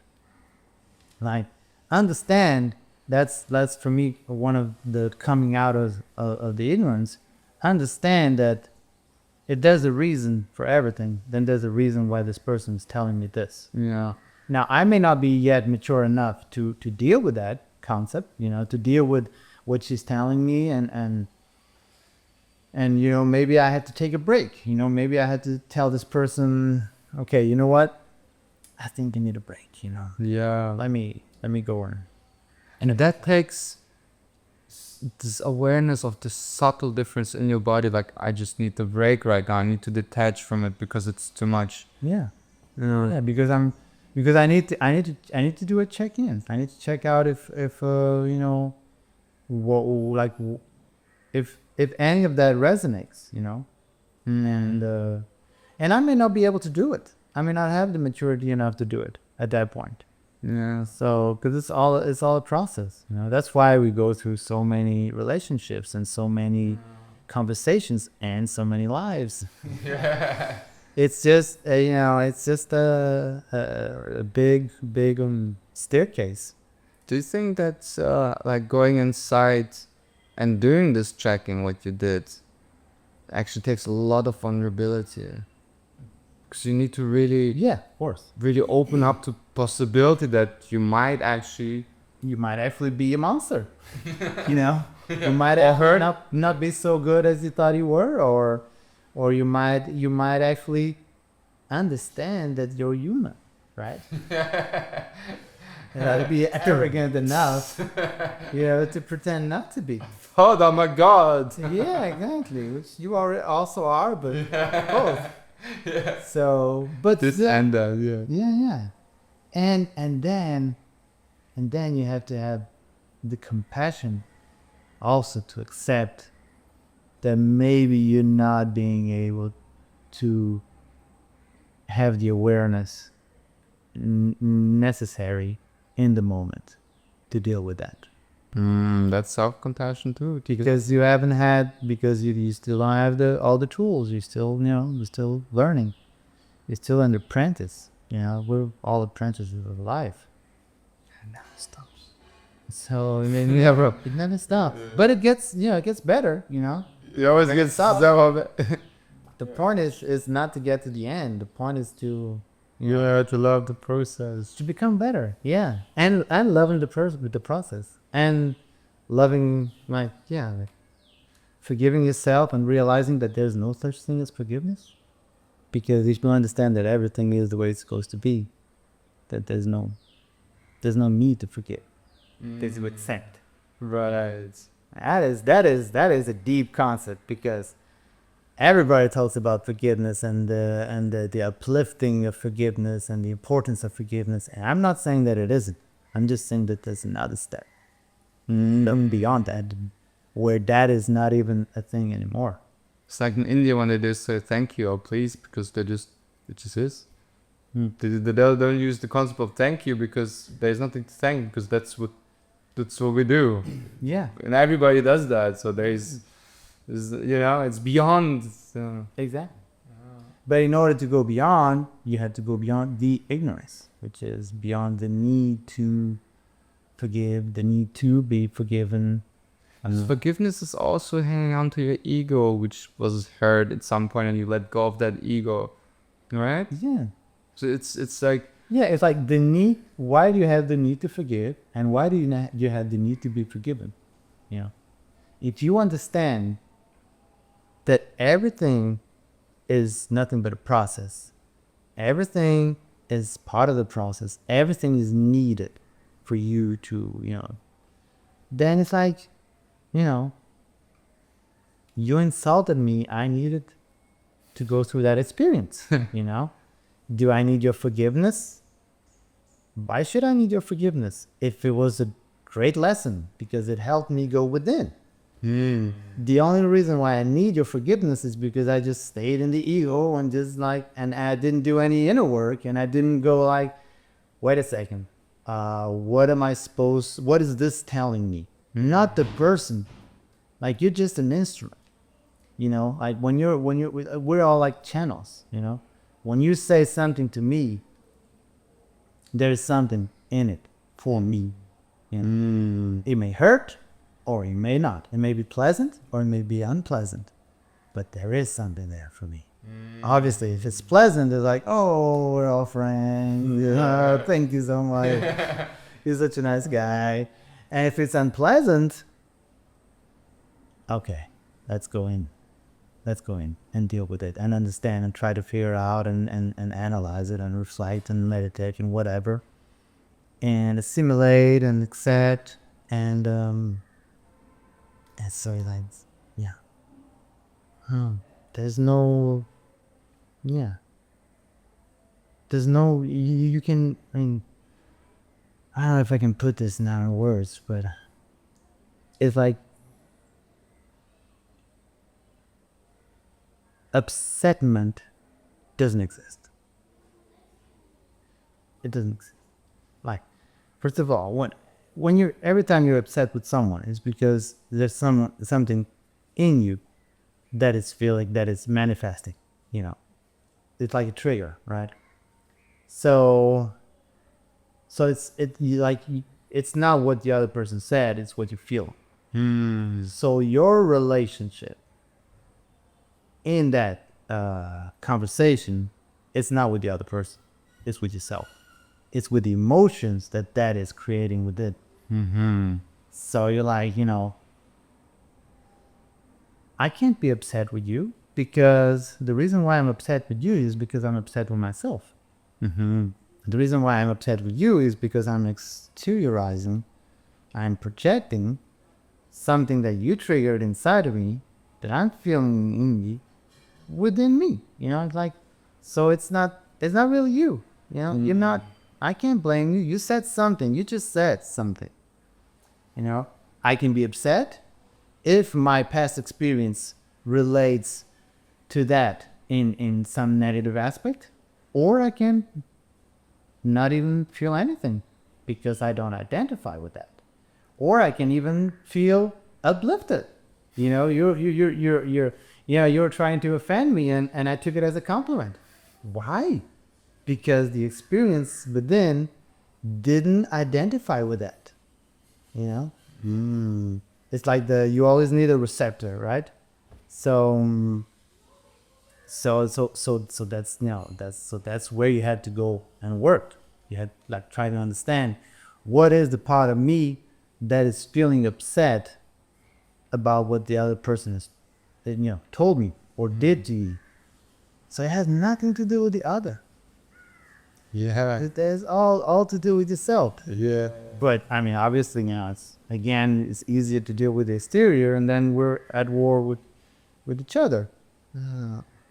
But you cannot. I mean, Sadhguru says that a lot. I think it's him that says that a lot. And it's a really hard stage to get to. But he says like, you cannot make me happy, and you cannot make me unhappy, because happiness and unhappiness is something within me. So it's I am the one responsible for it. I am the one responsible to how I receive your words and actions, how I interpret your words and actions, and how I perceive your words and actions. And that's because I am creating a relation. I'm relating it to a past experience.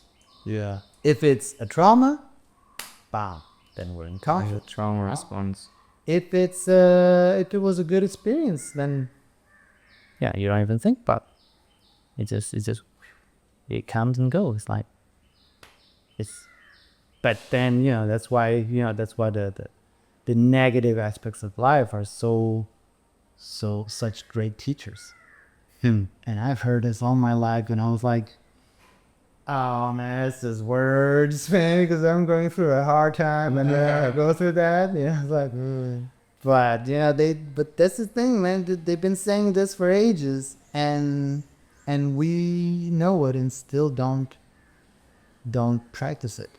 We'll know it, and we're still not aware of it. We know it, and we still choose to ignore on a subconscious level. Like, when you say choice, it's not a really conscious choice, because consciously you always want to feel good, right? You want to know that choice that will make you feel good. So why is it that's the thing? If I have the choice, if happiness is a choice, then why can't I choose to feel good when you're telling me, when you're trying to insult me, when you're trying to feel me, when you're trying to make me feel bad? Because I'm not choosing from my consciousness, I'm choosing from my subconsciousness, which is past traumas, because I'm not even choosing, because it's like, it's reaction. It's like, it's creating it's like opening up a little box in your memory, a stored little file. Bring it up. Yeah. So there was this. I was for quite some time very triggered. People telling me happiness is choice, happiness is choice. And I'll be happy, and like, fuck you, man.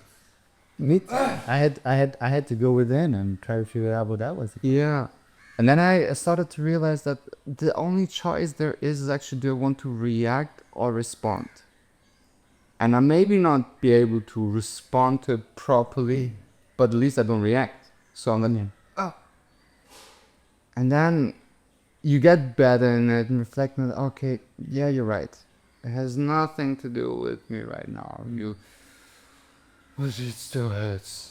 But just the awareness that you like, okay, Exactly. and then you just receive the pain. Yeah. And what's beyond that?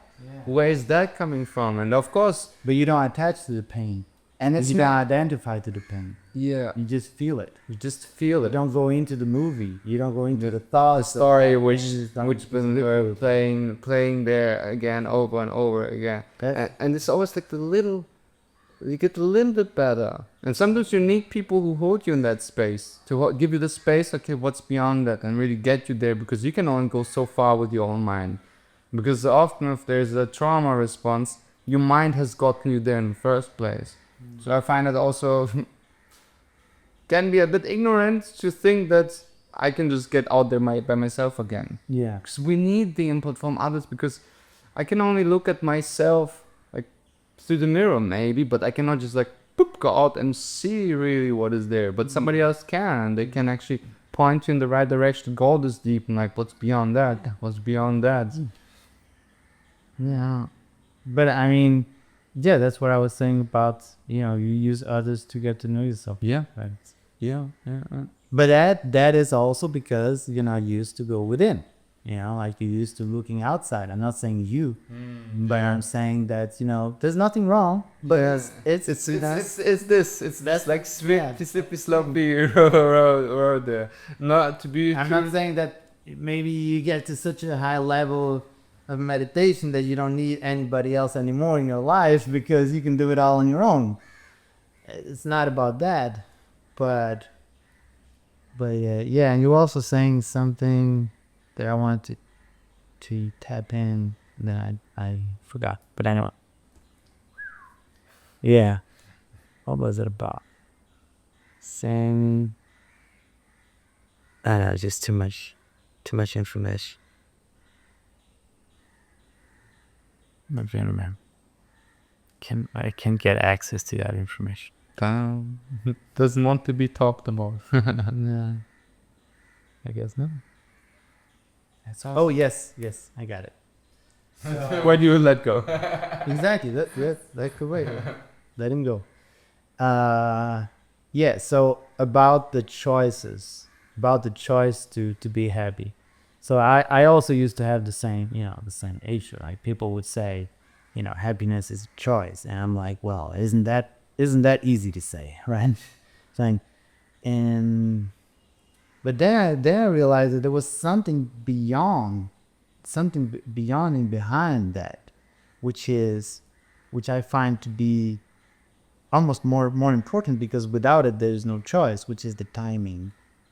There is a time, there is a moment when that choice is done. When you're gonna make that choice, and it's actually gonna work. And that moment is defined by all the tools that you've gathered from all the experiences, the similar experience that you went through in the past over and over, one after the other, and you gather all this knowledge and all these tools, and then the time comes when you can actually make that decision. Because the decision to be happy, you've made it every time you were unhappy. You've made that decision and it didn't go through, because it was still in the air. You didn't have the knowledge, you didn't have the maturity, you didn't have the right experience enough. It wasn't the right time. Yeah. Although you wish you would, obviously, because you're tired of going through it. But so a lot of the times I think that maybe for a lack of awareness, when people say happiness is a choice, they forget about, it's almost as though they forget about their past. It's like, really? So you only made the choice to be happy once in your life? There was only one time in your life when you chose to be happy? Man, So that's it like that's so there comes the difference between the conscious choice and the subconscious choice. So in a conscious level, maybe you only did it that time and that's when it worked. But all the other times you made it on a subconscious level, but it didn't work because that's where all your conditionings are that stored in your subconsciousness from past traumas and stuff like that. So yeah, it's like let's not define everything into a word. If a lot of people say, well, what's the thing they say? Life is simple. Isn't there like a phrase like that? Something like life is simple. I think it's life is simple. But yeah, I don't think it's happiness is simple. I think it's more like life is simple or living like is simple, something like that. And I'm not saying it's not right, but this light is being experienced by one of the most complex mechanisms in this world, which is the human brain. Then it's not going to be experienced as dull. It's not going to be experienced as simple. Yeah. It's going to be experienced with and through all the complexities that we have in our brains. Each one's different. Some people are more simple, some people are more complex. But it's like, I had this one just say, oh, it's this. Life is simple. Or you're just making it complicated. Yeah, but I'm the one living it. If I'm making it complicated, then it doesn't really matter for me if it's simple or not. That's the thing about absolute truth. That's another great concept, And that's where I have to be very careful with Hinduism, because they talk a lot about that, about absolute truth. And also a way to unite all religions, which makes sense. That truth is under one, and but the thing about absolute truth is that as a subject that you can only experience the absoluteness through subjectivity. So whatever you're going to experience, even if you're experiencing the absolute truth, you will not be able to know it as such, because you condition through your experience. So it becomes subjective, and that's why it's so important. This is important because it makes you accept everyone, because it makes you understand that each one has their own reality. Each one is experiencing their own reality. Each one has their own vision, their own concept of truth, their own truth. It's like people say, oh my God, that's why I hate it when people use this term, common sense. It's like, why are people still using this expression? Even gurus, they use it's common sense. Can you not realize that the common sense is the least common of the senses? It's like there is no such thing as common sense. Wow, I haven't had this phrase in ages. There are ghosts, but there's no such thing as common sense. It's like it does not. There is, people try to get together with similar ideas, and they create, a community, and they create a society, and they create a civilization and stuff like that. And then there are the outcasts. But there's no such thing as common sense, because your experience will always be individual and will always be different from the other. At some point, at a level, it will differ from somebody else. So we can't. I don't think we should continue to use this expression like this. And I've heard gurus using that expression. And for me, just a way of saying, either I can't go any further in my, intellect, or I choose not to. And isn't it also like a little bit judgmental almost? So to imply to something that this is common sense and you don't know, it means like you are not you are below the common.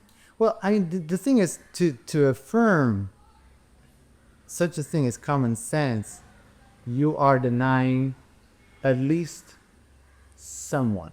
That somebody didn't have that, so that somebody's path didn't cross with this information. That somebody's wrong. That someone, you're just saying that I'm right and you're wrong.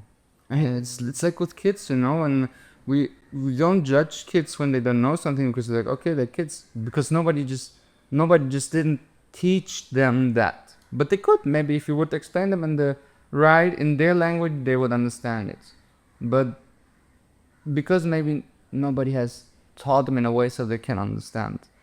And then you exclude somebody when saying common sense, that somebody didn't have somebody in the life to explain it to them in their way to understand. So maybe that's why they didn't get it. But that's the thing. You just said that's the word I was looking for. You exclude. Every time you use the expression common sense, you're excluding someone. Yeah. And which means you're disregarding Their experience. their experience. Oh, yeah. And so you just, you're trying to create a common sense. But it's not common, because there will always be someone outside that community, common community. And it's the same with respect.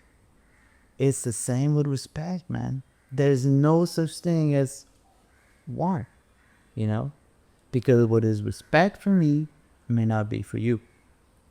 I may say something for you that feels disrespecting,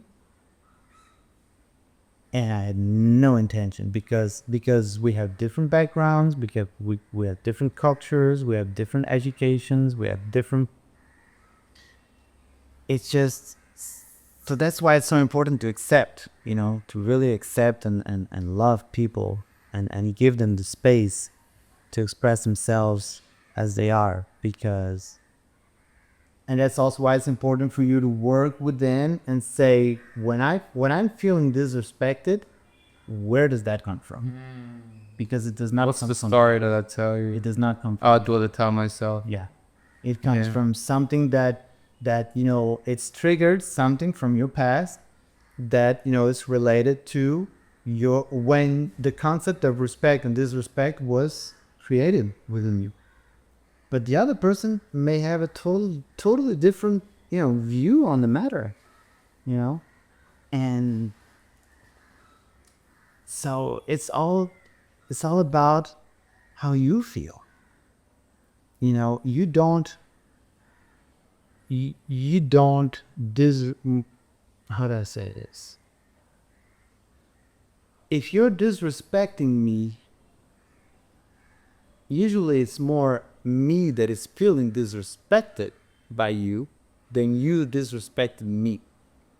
You know what I'm trying to say? Yeah. The impact on you is much more than what I actually felt doing it. Yeah. For me, it might have been. So basically, when you talk about respect, you're making the same mistake when you talk about common sense. You're disregarding, you're excluding somebody or all those who do not feel, think like you, or had the same education that you had, cultural background, and all that stuff. Once you said that disrespect, I was trying to rephrase it in my mind, or redefine, well, okay, respect. So, but could you then say so to respect someone is to value, to appreciate another person. And in the same time, whilst I thought, I'm like, wait, but so I am then, if I'm looking for respect, then I'm dependent of your opinion to tell me I am great. Like, in simple words, do I want then that you tell me you are amazing, Edgar? But that comes then from a lack of self-love and self-appreciation, because I don't have that. So if you don't tell me that I am great with your words, I feel that you don't respect me, even though you don't even mean it, because the respect was there because you were still talking to me, and that's your sign of respect. You're still in the conversation. But for me, it might be then the way you said something felt disrespectful because that's my expression of love. Like your experience. the love languages, in a way, like your love language might be Different. and you have your love language is to be in the energy with somebody. Yeah. My love language might be that to feel valued or something. But at the end of the day, we both are expressing love in our own ways. Yeah, but it's like when this reminds me of this other concept, which is we love people the way we are, Yeah, but they are. yeah. I remember you saying that. Yeah. Too. So that's it's very relating to what you're saying Yeah, with the respect. it's really interesting. I'm like, yeah. Yeah, I mean, let's go back to that example that we used before, like the most, basic example. I did the dishes, You want some and you water? didn't, do the dishes.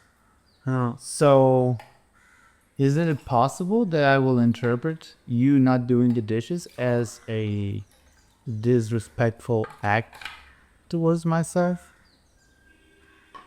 Couldn't you be disrespecting, if obviously we read and we talk about many times and you kept doing it, and at some point like, dude, you're just being disrespectful, you're not doing the dishes. Maybe it's not the best example. Well, I had some not an ex-girlfriend. I bought dishes, so every time you say it, it's triggering, and like, Then there must be a reason why I said it. Yeah, go with it. oh yeah. See, nothing is by chance, right? Oh, no.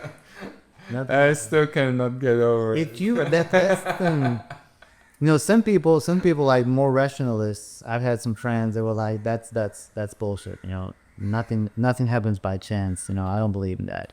It's like, well, maybe you haven't gone far enough. If you just stay in the physical realm or in the mental realm or in the known realm of your intellect, if you just stay there, then it's not gonna be compatible with your way of thinking. But if you try always constantly to push yourself towards the border of your own perception and awareness, and you try to get out of your mental comfort zone and see if there's something going on outside of your own of your acquired concept, then you start to again give the possibility. And that's like what they say, well, I can't say that there is no reason because I can't find the reason. Just because I can't find a reason, does that mean that there's no reason? Maybe somebody else can't find a reason. Maybe somebody else has a different kind of intellect or a different kind of sensitivity, and they can go beyond or my limiting beliefs, the limitations of my limiting beliefs. So even for me, it's hard to believe. It's an exercise for everyone. So that's the thing. Like something like the dishes. Why has it come up twice? Maybe I'm too lazy. I couldn't think of another example, but maybe there's an information there. Yeah. There's information everywhere. Everything is information, like you were saying before. Well, also on the spiritual and mental level, like this constant, receiving and constant being in touch with information. Where does the thought come from? Exactly. It just poof. Did you have the thought, or did it just appear? Why did it appear? Which frequency were you vibrating on to be able to receive it even? When some people say, oh, that's fictional, that's fantasy, and I'm like, but where did that thought come from? If it's, just okay, now I'm gonna go really out, so you may have to erase this. Bakla. fairies, and all the fantasy world. Now we say I don't exist. Come on, fairies? Who's gonna believe in fairies? And like all these other, they call them elements or something. They're, okay, they don't exist. We invented them. Okay. Where from? Yeah. Where did we invented them from? Yeah. I had Where- the same thought. Where did this capacity to create something out of the blue, is that even, because everything we do is based on information that we acquire. We may develop that information, we may enhance that information, but just to create something out of the blue, maybe it was not a blue, maybe it was a sequence of, I don't know, I saw someone in with the light of a candle and their ears were, were longer, and I thought, maybe I can create a fictional creature out of this. And maybe I'll put wings. Why are you gonna put wings? Where did that one come from? So that's the thing. That's why I had this connection with the past, because it's related not just into the history of mankind, but to everything, the way of thinking. You can see both ways, right? That there was just a longer thought process until it became this fairy, and that everybody starts on believing in the fairy. But yet, so many people, if you say fairy, you all know what a fictional character looks like. But if it's fiction, there's absolutely no truth in that. But then when we think, where does knowledge come from, apart from acquiring, and then where does inspiration come from? Right? It's just poof. Why is it not possible that there may be other realms, other dimension, with other kinds of creatures Sounds like a Rick and Morty. that you can actually, that some people can develop some kind of sensitivity and they can have access to it? Yeah. It's like just saying, oh, I don't believe in aliens. Oh, okay. Done. It's easy for me. No, aliens doesn't make sense. I think it was you who was saying about the 9 planets. What's the purpose of, why do we have 9 planets if only one planet has life? What are the other planets for? To maintain the life on this one, to keep the going, the circulatory movement around the sun. So we go to Mars and we don't see life there. So there's no life, and plus it's too hot. We could not exist. We could not exist. Yeah. We could not see life there. Does that mean is that enough to discard the possibility? If any of our 5 senses can identify existence, is that enough for us to deny existence, or the possibility of existence? Because it's all about that, the possibility. And there might be a total different sense which we just don't have. There might be a total different dimension where people are living in Mars and very happily, and we just can't see them. All civilizations and life and Yeah, man, it's like they say dogs can only see in 2 dimensions. They can't see the profundity, the 3rd dimension. the depth. Yeah, the depth. Yeah. And they also say that they see in black and white. They say that snails can only perceive your presence when you touch them, or maybe through vibrations on the floor. I don't know, but they don't see, even though it looks like they have 2 eyes. But I don't think that it's really eyes. More like antennas. I don't know. Maybe it was the cartoons that made the eyes out of it. But this Maybe. this is to say that, if we go higher on the dimensions, we'll say 1st dimension, 2nd dimension, 3rd dimension, then there's a 4th dimension, and those who are below have a difficulty to be aware of the presence of those who are above. Do you think we can perceive life in the 6th dimension? You know, it's actually very interesting because I, Well, the fourth, they say the ghosts, the fourth dimension. yeah, yeah. So there's this, I had the other day this really experiential level with the, like, I was working on my laptop and suddenly just one thought just came in and it just triggered me like, and I just became, I had a bad mood about that person and just got really triggered. Like, and then I kind of got away from it and I kept working and it comes back and like, wait, where are you coming from? Why am you back? Get out of here.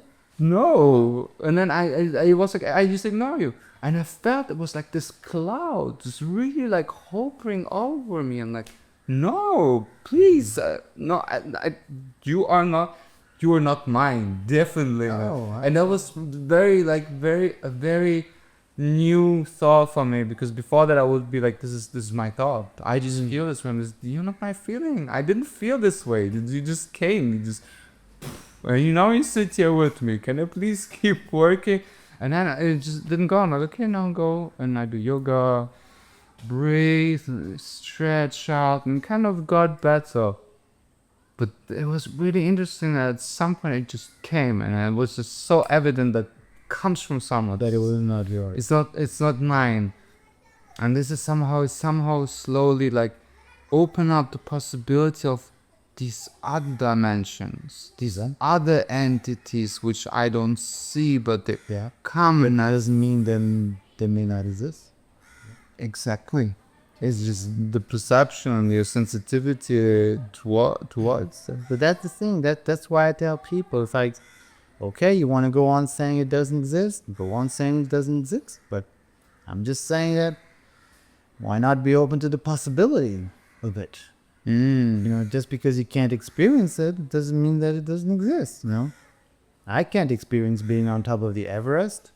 I can't even experience the Everest because I've never seen it. Doesn't mean that it doesn't exist. Well, maybe I've seen it on TV. I know someone who went all the way up there and lost his nose and fingers. But I always say once, it's easy to. But this example is too easy. But yeah, I'm just man. I'm all out for the possibilities. Curiosity. Yeah, Curiosity is a very, very. I don't even think that's where we have different we're different we're different. I never thought of it. I never used that word. I think it's great, but I just for some reason never used the word curiosity. I don't know why. I'm probably curious. That's probably what I'm doing, like according to you, and I never think of it that way. But again, that's because it's not part of my reality. It's part of your reality. Like for you, it's curiosity. Or for me, it's possibility. So it just, are we gonna fight about it? And it's funny because what you say, that is where I train my mind too. That's why everything you say, I try to match it with, this is curiosity. Because confirmation, bringing it to your realm of understanding. You're translating it into your language so you can understand. And the more I keep confirming that, also the more I also bring this concept back into my life. So if I try to find curiosity in other people, that's because I want to be more curious and not judgmental about certain things. I don't want to have my limits. If I'm on the path for seeking love, so everything you will say, I will try to find somehow that, so this is love, right? Yeah, you're gonna try to find a love in it. Yeah. That's awesome. So, and that's how we build our reality. Yeah. So this is, I find I used to be a bit judgmental about people talking about positivity or like manifestation or money or any things I was struggling with. And I saw them, you're not happy, you're not really believing that, you're not manifesting. And I was judgmental, like, why do you keep talking about it? Until I switched that mindset to be like, you're reaffirming that. The more you talk about, the more this comes closer to your reality until it merges, and then you don't have to talk about it anymore. It's like, I talk, and boom, and then you're in it. And that, where you find the confirmation. and then you're in it. But to get into it, because like we've been programmed with so many thought patterns and ways how we're supposed to be or how we're not supposed to be, to get out of these patterns, we first start to talk about it. Then we start to find people who are at that. Then we find confirmation until we bring it in, until we merge with this information. That's probably because this is what we have to do, because there's something to learn from it. Because it's true that we're constantly seeking confirmation, because it's like a comfort zone, you know. In a way, but in another way, there's also this thing that I think Plato used to say, which was, we already know everything. We're not learning. Remember. Yeah. I kept hearing that at the beginning. I was triggered by it. Yeah. So then, so like when I, you know, a lot of the times that's what I find. I find confirmations. Yeah. It's not that I'm learning something new. It's that I feel that it's just confirming what I already knew. Yeah. And then you feel kind of home, and then this moment coming out. Oh, you. Obviously, yeah. You feel like, because you're seeking, because we're all truth seekers in a way, you know, consciously or not, aware of it or not, we're all, you know, seeking the same thing. So when you find like confirmation, you feel like, oh, okay, maybe I'm on the right path. You know, maybe I can continue. You know, I can keep on and get some more confirmations along the way. Yeah.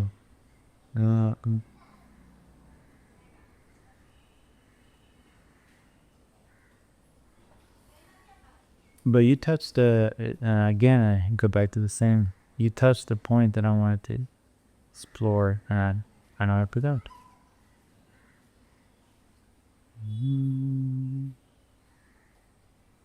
Can you rewind your your conversation? Until where? What you were saying? With curiosity? Yeah.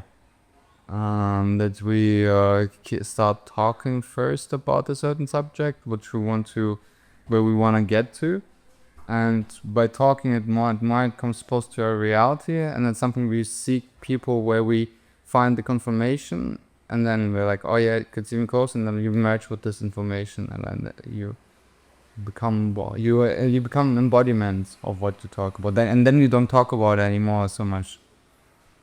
Yeah, there was something there. Maybe you were before that. Before that, curiosity. Yeah, it is. Yeah, it's started with the curiosity. It's true. Curiosity, and that you see that as. Yeah, no, never mind. It was something that you said. I can't remember. I'm getting old. This is the only reason. The reason, man. I didn't take that many drugs in my youth. So it should be okay, but man. Yet you forgot. I'm glad that I took many drugs before. Maybe you have a better memory than I'm. If you ever forget anyway.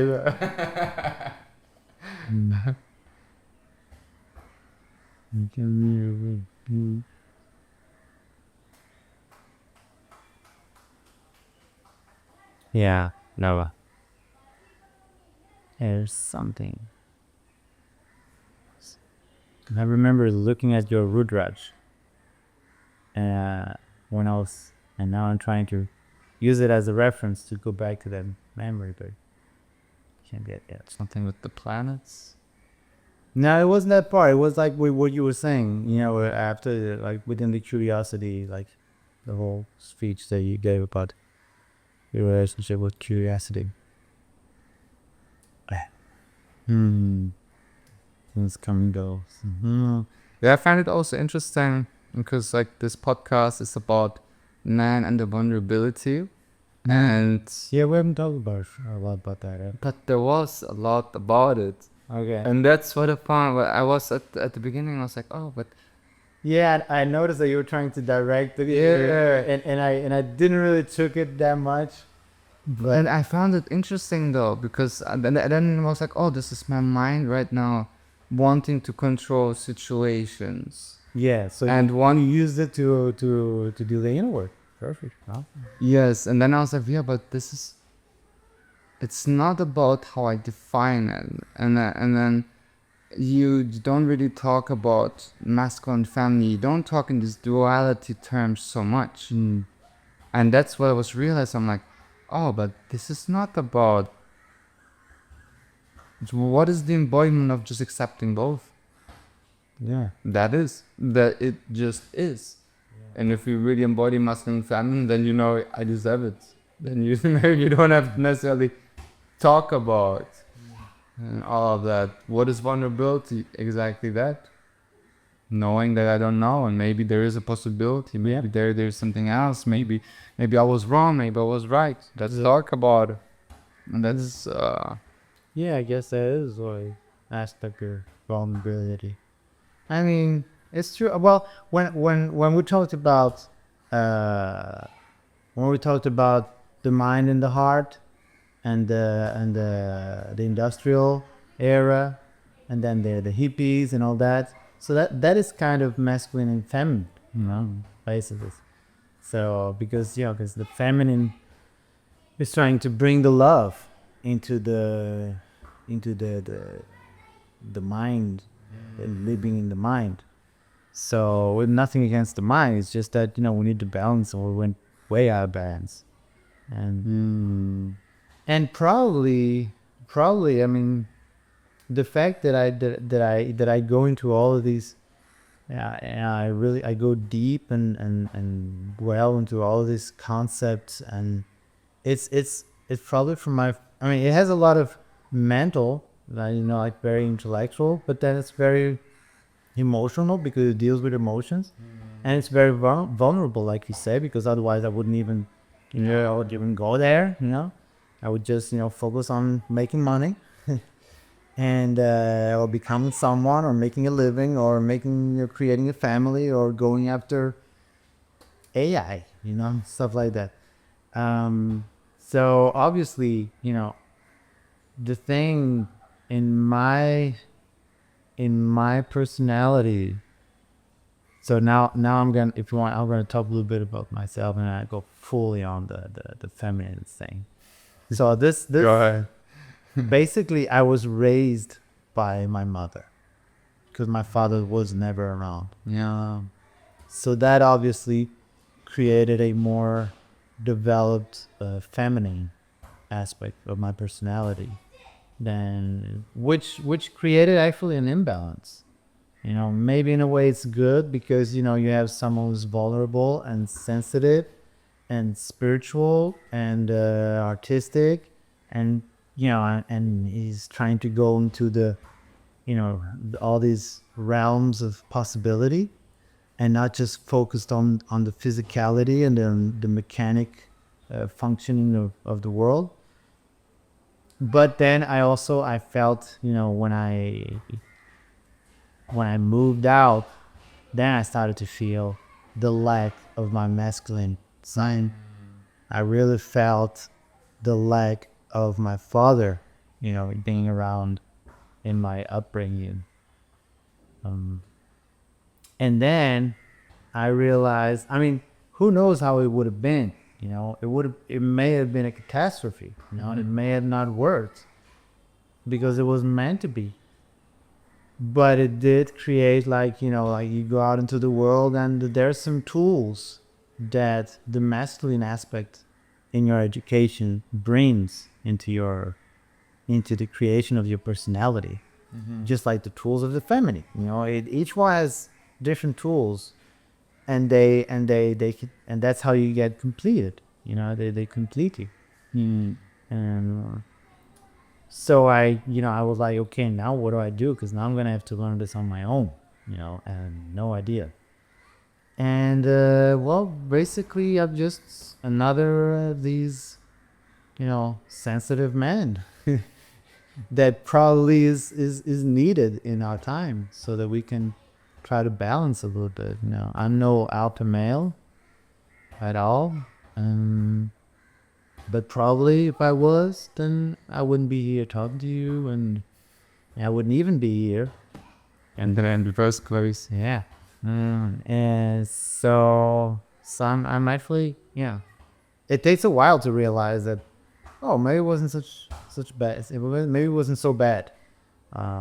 Even though there's still a lack of, this masculinity that has to be developed. And at some point I thought maybe I would just, do some boxing, and I'm sure it would have worked a little bit because it really works on your testosterone. But man, it was just not my thing. And every time I would see somebody, like showing something like, what, like I went to this gym one time. It was 1 week trial, and they would show us all the activities. And there was this little guy all puffed up, and he was showing us, and there was like this new modality with this strange name. And he would say, yeah, because you see, I mean, you imagine you find a big fella, you bump into a big tall guy, and you start and you just grab him by the neck, and he's like, and I was like, what the, I will not do such thing. It's like, you want my money? Here's my money, please make good use of it. Not only need it more than I do, otherwise I would be the one trying to get the money from you.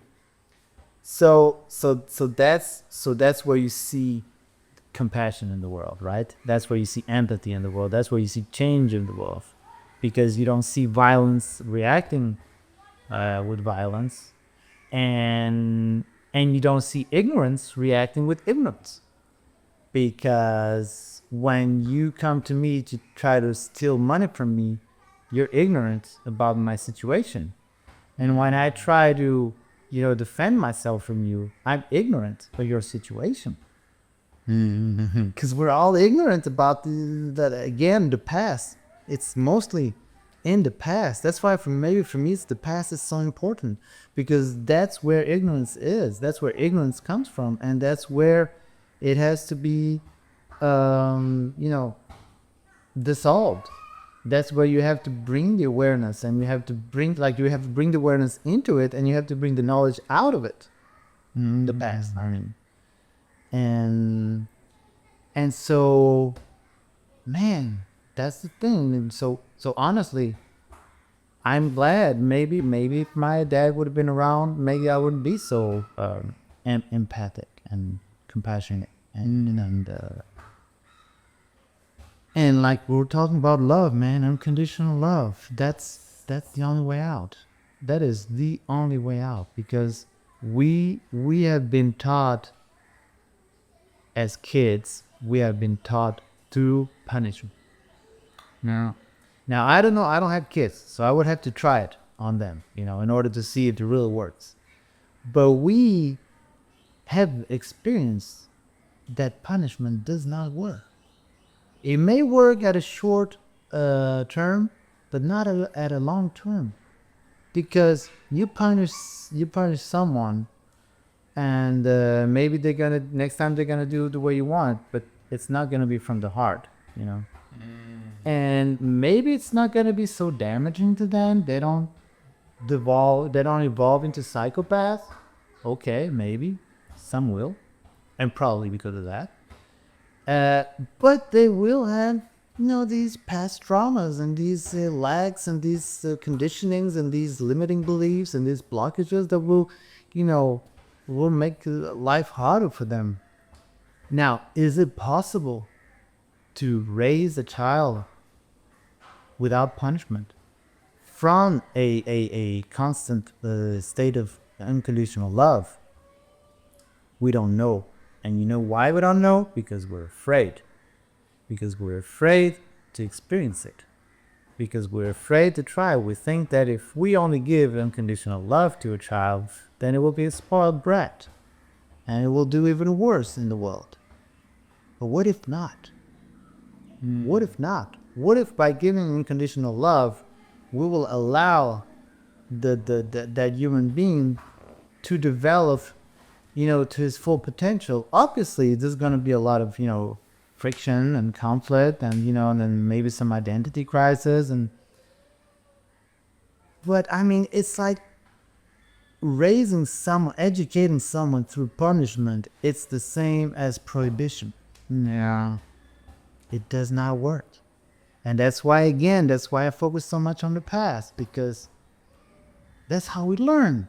We have to look behind us. Did it work for the others? Did it work for our parents? You know, because they're punishing us, because they were punished, because the other were punished, because it's all a chain of reaction. Again, we're talking about, break with a chain of reaction. How do you break the chain of reaction? By bringing awareness. How do you bring awareness? Through unconditional love. Tell us reacting. So, Taking 2 breaths. yeah. So I don't know, why I came to talk about this, but oh yeah, we're talking about femininity and the feminine aspect, and yeah. So in the end, I mean, to be honest, this is a little maybe too personal, but when I started noticing that my feminine side was more developed than the masculine side, when I started attracting more masculine women to my life, into my relationship, my love relationships, I realized that, because there was a lack in my personality, was unbalanced, so I was attracting that women who were the opposite, who were, their masculinity was a little bit more developed than the femininity. The problem is, even though I lacked that, I was raised by a mother who was relatively feminine. So, not to say that I'm attracted to my mom, but we all have it. It's all related. Yeah, Freud. Yeah, we'll tell you about it. But what I feel what I look for, what I love the most in a woman is her femininity. So then I go crazy, because then I started having all these inner conflicts within me. I was starting to attract women that I didn't really like, that I didn't really want to be with, but it was, and I was like, I'm out of control. I don't know how to do this. And then I realized that it was, these aspects that were complementing each other. That's why they were attracting each other. And then it's okay. It's like, okay, so this can do something about this. So I don't know at what stage I am right now. We'll see, in the future. But at least I got the awareness to try to work on that, and yeah. So it's interesting topic. Like this conflict when you attract a certain stereotype, but you don't want to attract that certain stereotype. And like, why am I doing this? Yeah. This is not what I want. Yeah, it's true, man. And people wouldn't understand. Like, what do you mean you don't like the person you like? No, what do you mean you don't like the person you're attracted to? That doesn't make any sense. If you're attracted to someone, just go and do it.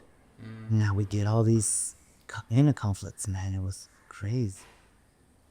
I wonder if that has something to do with the image you have of yourself, which you don't want to accept that it's not the way you want it to be.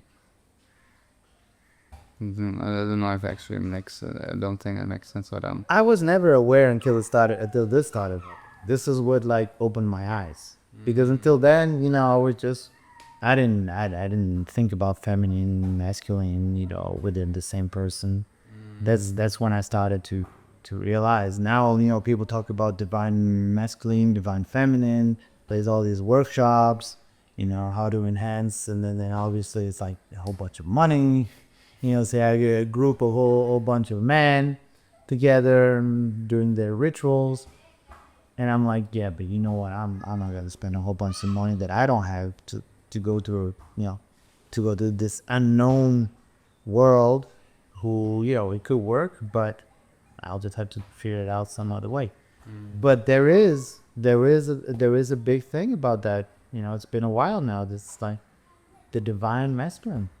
It's interesting because years ago we keep, for a very long time, I don't know if it's years ago, but up until now, actually kept hearing toxic masculinity. There was Like the feminine was always like divine feminine, but masculine, everything was taught about masculine is a toxic masculine, and I was like, that's not fair. Yeah. My toxic, non-toxic inner masculine child was like, I'm masculine and I also am loving, and is that my feminine? No, but my masculine is also loving. And it's like there's always like this, but this is also the conditioning. As like when you keep talking about toxic masculinity, you strengthen toxicity for the masculine.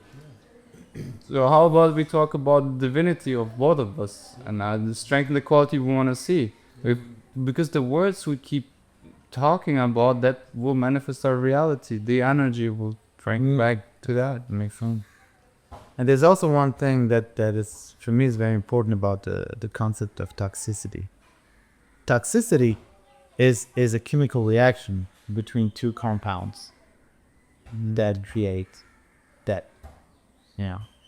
So I don't see, like I hear a lot of people talking about this toxic person. For me, there's probably no such thing as a toxic person. Yeah, I had very similar train of thought. There's a toxic relationship. Yeah, Because it's a combination of one compound with the other compound that don't match, and yeah, right. toxicity. Yeah. Because what someone for you would be toxic, it may not be toxic to somebody else. It's how you react to this particular person. Have you done the work before? If you haven't done the work, it will trigger something within you, which a lot of discomfort, which you don't want to see.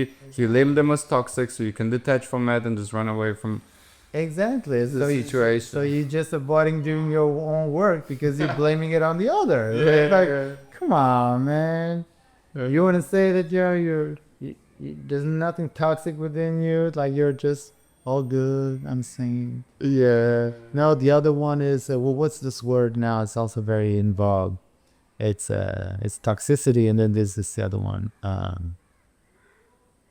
love that word. Energy vampire. No, oh well, that's another one. It's like They're sucking things out from me. yeah. They're up to something. No, but it's the other one. Narcissistic. Narcissist. And did you notice that people who talk a lot about narcissists have somehow narcissistic traits? But that's the thing. that's what I've been telling you all this time.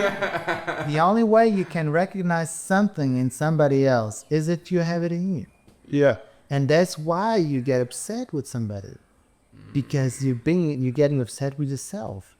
And that's why you're able to identify the trait on the other person. Because you have it in you. Yeah.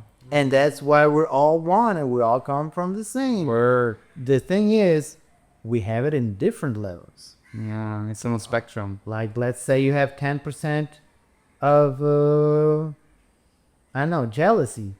But that doesn't mean you don't have jealousy, Because if we're in a relationship and you think that I'm jealous, it's because you have it. Because otherwise you wouldn't even see it. You would be like a child, like an innocent child. Like I remember my first relationship, I was like an innocent child, man. There were things going on between my girlfriend and my best friend. I was like, oh, happy, there's all this community. I was not realizing what was going on between them. Because I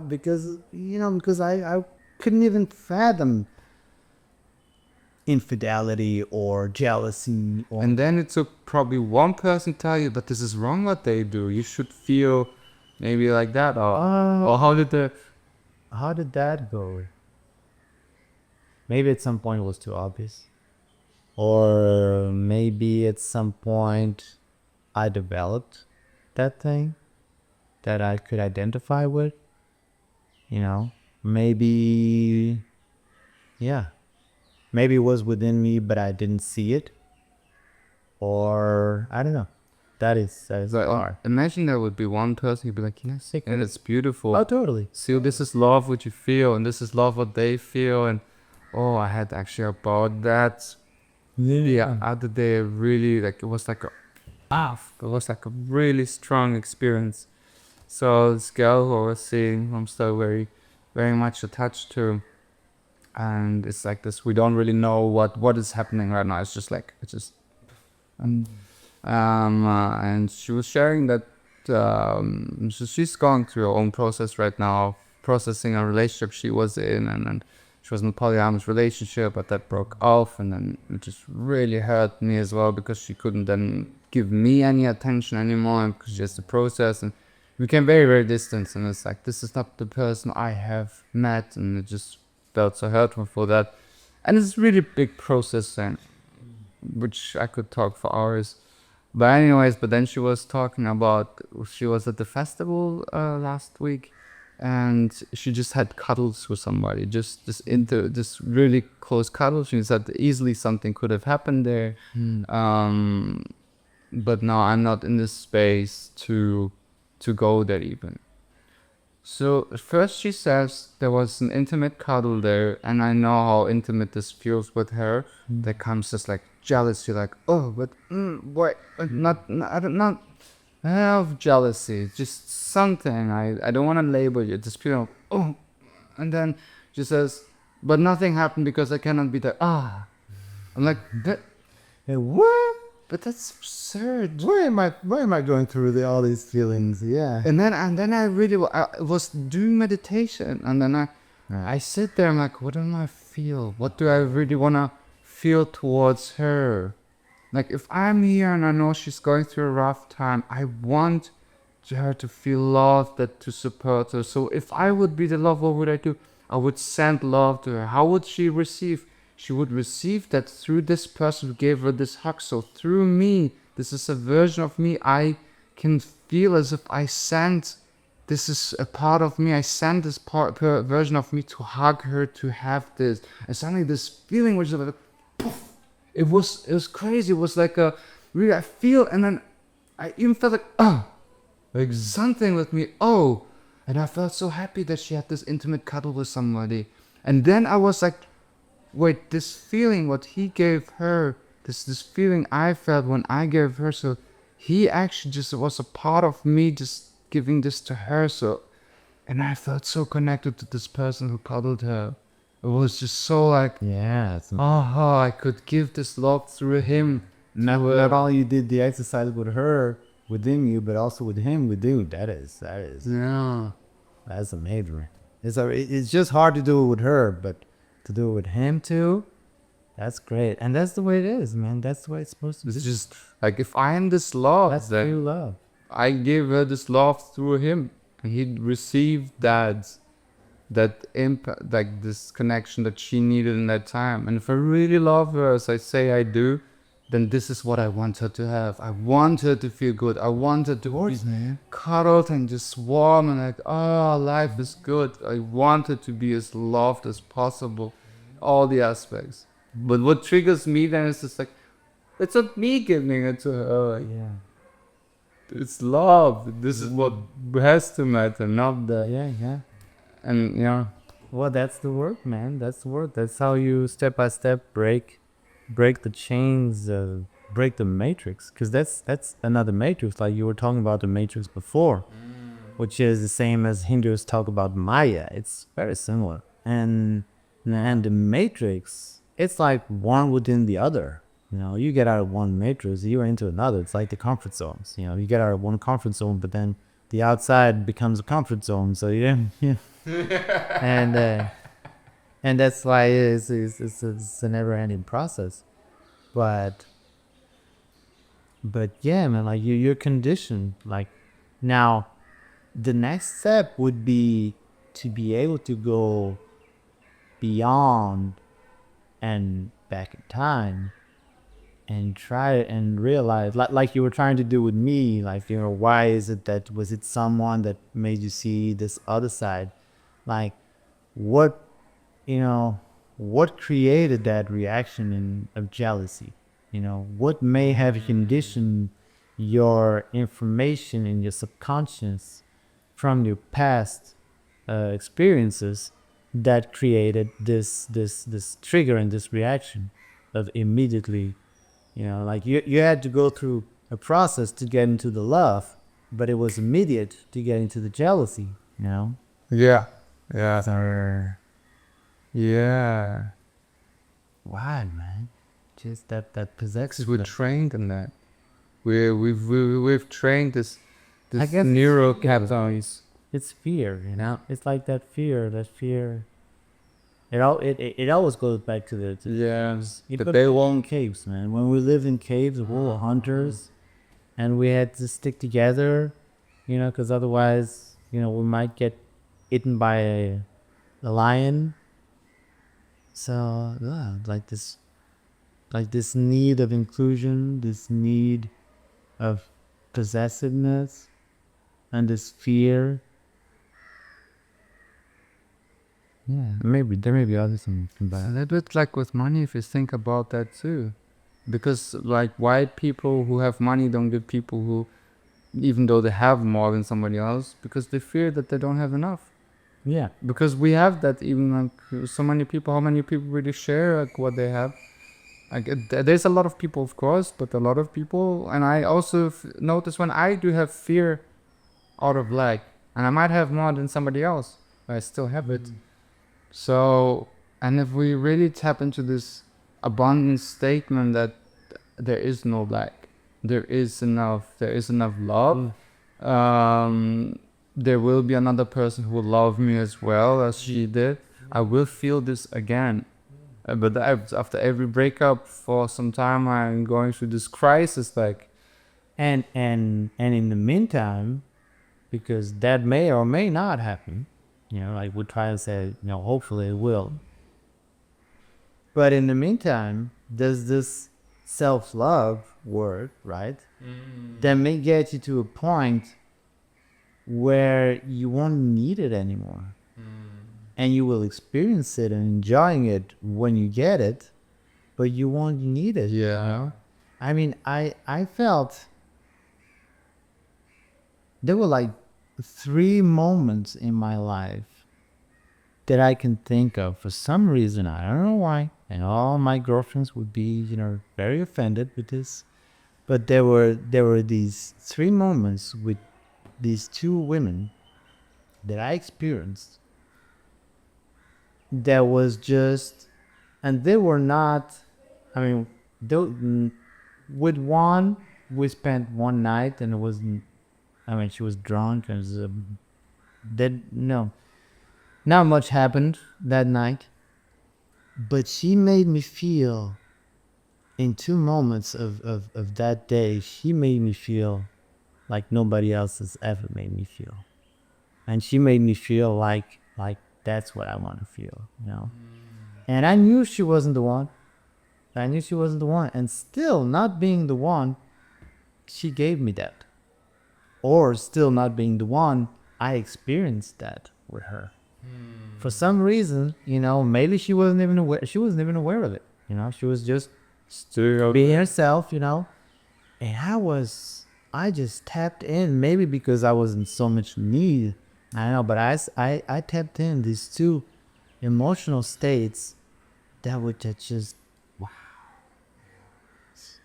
It was, I was recording a couple of songs for a songwriter at a studio, and she was a friend of the songwriter, and we've known each other, but, you know, and it was like after a whole day recording, you know, you're tired or even my head was hurting, and they asked me to drive, and I almost, you know, well, actually, I kind of, how you say, touched the car on a rock or that, and but anyway, while we were listening to the recordings, you know, because usually there's a sofa, you know, behind the mixing board, and I put my head on her lap while she was caressing my hair, and it was like,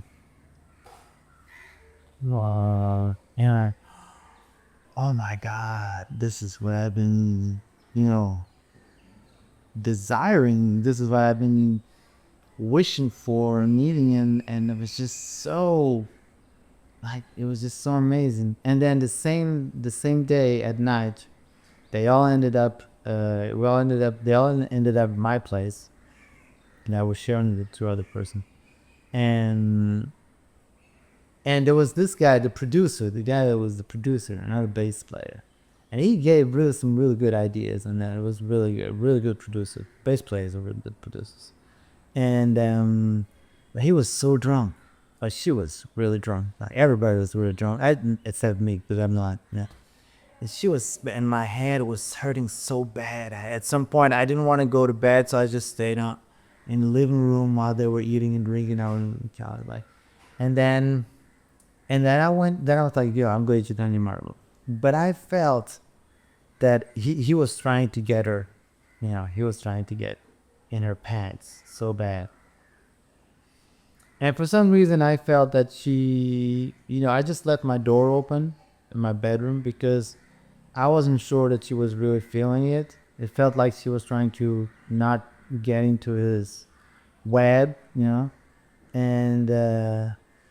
then so I just started going back and forth. Then I would get up, I can sleep, and I would go back to the sofa, and I would see like this going back and forth, and at some point, I was laying on the couch, and she came, literally running from the guy, and she came and laid her head on my chest, and was like, I didn't need anything else. It felt like, like she came for my protection, and I felt that. I felt the role of the divine masculine, of the protector, and it was so. Maybe it was my ego, but it was so exhilarating. It was like, that's all I need, and then, then this was this other girl, not too long ago, when I had a fever. We still went to a restaurant, and I was just like, like first of all, like, like when you're a fever, you're like high, right?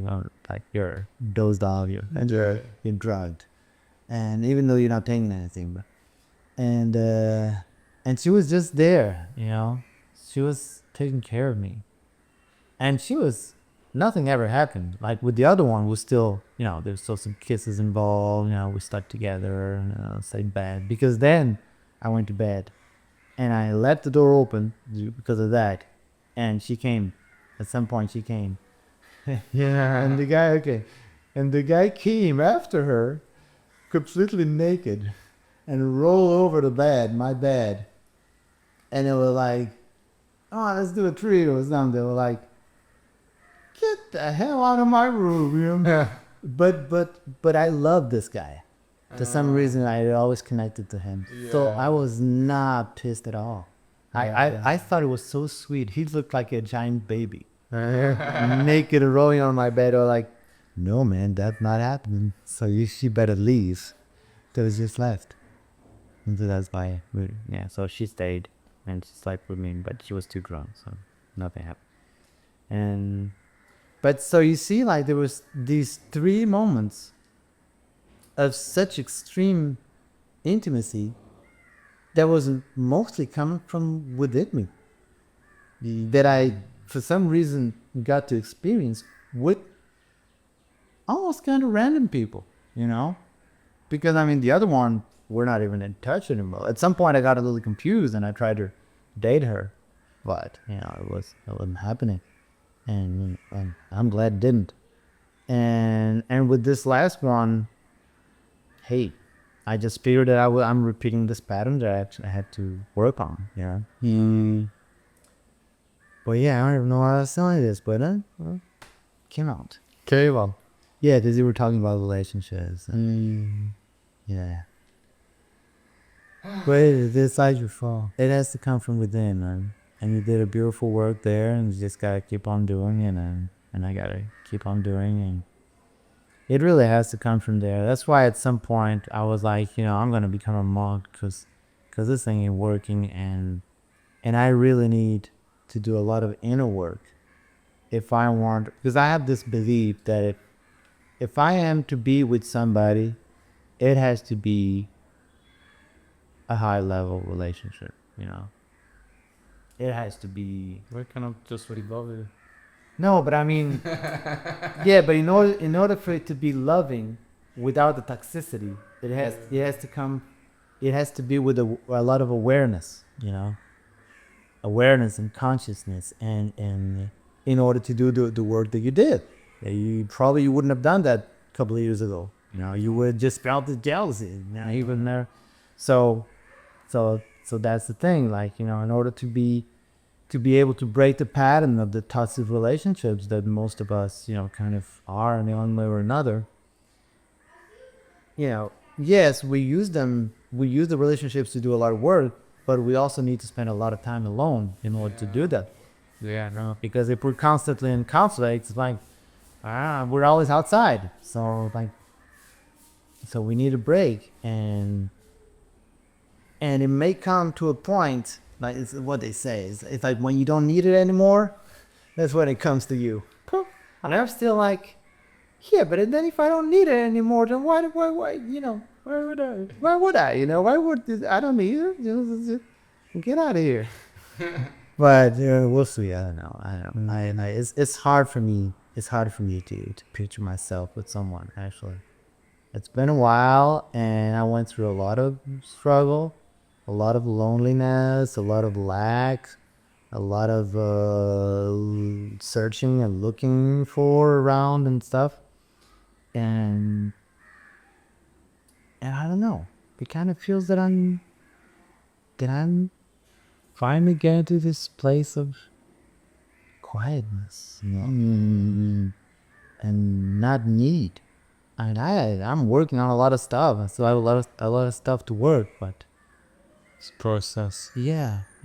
But I'm like, anyway. The thing is, if I am not at that level where I can, you know, experience that love that you're talking about, then I'd rather not even, you know, be with someone, you know, because now it's like either it works or I'm not interested. Yeah, I'm not experimenting anymore. Like, you know, we go through phases of experimenting. Oh, maybe this one, maybe this one, maybe this one, maybe that one. And but at some point, it's like I'll make it on my own. And if I can make it on my own, we'll see about that. But yeah, I'm there's a lot in love that goes beyond just a romantic relationship. No. And slowly, you can chip away Yeah. until it becomes And beautiful. and the love for work, and the like the judgment, man. I'm like, I got a lot to work when it comes to judgment, and it's really good to be here because it makes me be constantly aware of the work. And you know what? Most of the time, when judgment comes, both judgment of others, judgment of myself, and feeling judged by others, usually it's not me. It's voices from my childhood. It's those who raised me, you know. It's those who raised me into that conditioning, because out of their ignorance and love, but ignorance, you know, and it's not an insult. This is we're all living in ignorance. That's what we're trying to get, you know, not away from, but that's what we're trying to replace with knowledge. And this is the knowledge, because we're not talking about universities. We're not talking about, you know, in you know, rational, intellectual logic or mathematics. We're not talking about this, like you were saying, back to the feminine, the divine feminine. It's the knowledge. It's the knowledge that goes beyond the rational mind. It's the knowledge that, you know, it's that awareness and acceptance, and to understand that, you know, all the conditionings that we all carry, and all this ignorance in which we all live, that we need to break through. We need to change. We need to bring awareness and knowledge into that ignorance in order to dissipate it. And you do it through unconditional love. I know unconditional love is a very complex concept because, love is easy to talk about, but unconditional love, what is unconditional love? It's like that thing that not even your mother, which is the highest, spectrum of love not even your mother has unconditional love. Because otherwise you wouldn't have all the problems because you're a conditioned human being. So That's why I try to stay focused. I just try to keep in mind unconditional compassion, because that I can practice. If I feel even angry and I'm like, but why did they do it? Oh, okay, they have the reason. Okay, and then by this opening up to that, poof, love comes again. Okay. But that's just because for you, your relationship with the word or concept compassion is closer and more related Yeah, love. Because for me it's the same. Because what you described as unconditional compassion, which you just described now as, is what I described as unconditional love. It's just that maybe for you unconditional love sounds like such a big concept, unattainable, which for me it also kind of is, but that's the word I choose. Like before we'll talk about something else, like we have different words for like curiosity, right? Just words that that we relate to. But for me unconditional love is unconditional love is like we're in a queue, you're waiting for something, you're in a queue and somebody comes and stands in front of you. And instead of being pissed and say, hey man, to the back of the line, man, just like everybody else, what do you think? You're better than me? We're better than all these people? Instead of that, you smile and say, please. go back to the line, please. No. No. You allow it. You allow, like I was saying before, allowing the space for each and every one to express them the way they are. And this person is expressing itself the way he or she is. That's part of her personality. To come and just get in the middle instead of going to the back. What am I going to do? Am I going to feel offended? Am I going to feel am I going to feel that it's unjust? Am I going to feel so? All of these are triggers within that connect with this a lot of things, but with this unpleasant feeling. But what is that if not the ego? If that is not the ego, then what is the ego? Because that is totally the ego. It's like, I was here first, man. I was here first, mister. Yeah. Where is the unconditional love? Where is the unconditional compassion? Where is the love and compassion? Because we put the unconditional behind, and it kind of makes it's hard because it makes it look too big. But at the end of the day, there's only one love. There's only one compassion. We're just, like separating all these different branches. So you have romantic love, you have fatherly love, brotherly love, motherly love, all these things, and friendly love. But it all comes from the same, thing. It's love. Yeah. So These are just forms of it, but there's if you say to this person, back to the end of the line, are you treating her with love? Is love coming out of your word of your mouth? Is love in inside the words that you're speaking? Is love in your thoughts? Is there acceptance? Is there love again? Like we love others the way we are and not the way they are. Are you loving the other person the way the other person is? Because this is the way the other person is.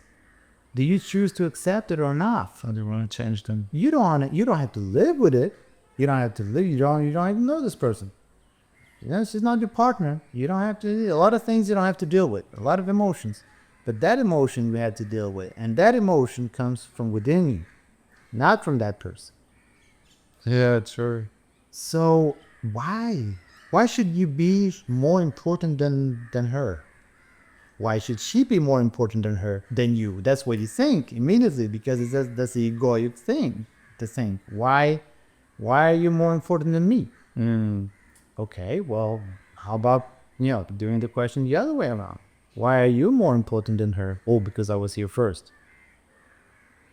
Still not a good answer, So that's how I try to practice unconditional love. Right. It doesn't work all the time, especially when there's 2 or 3. At some point, you're like, hey, are we done? I think it's my turn now. And also, like you go and you get served by someone. There's someone behind the counter. How is that person going to attend you? Well, it depends on the day that person had. It depends on that person's mood. It depends on all her background conditionings and subconscious and all her personality and everything she's lived through until then, and it has nothing to do with you. So why are you gonna feel affected by it?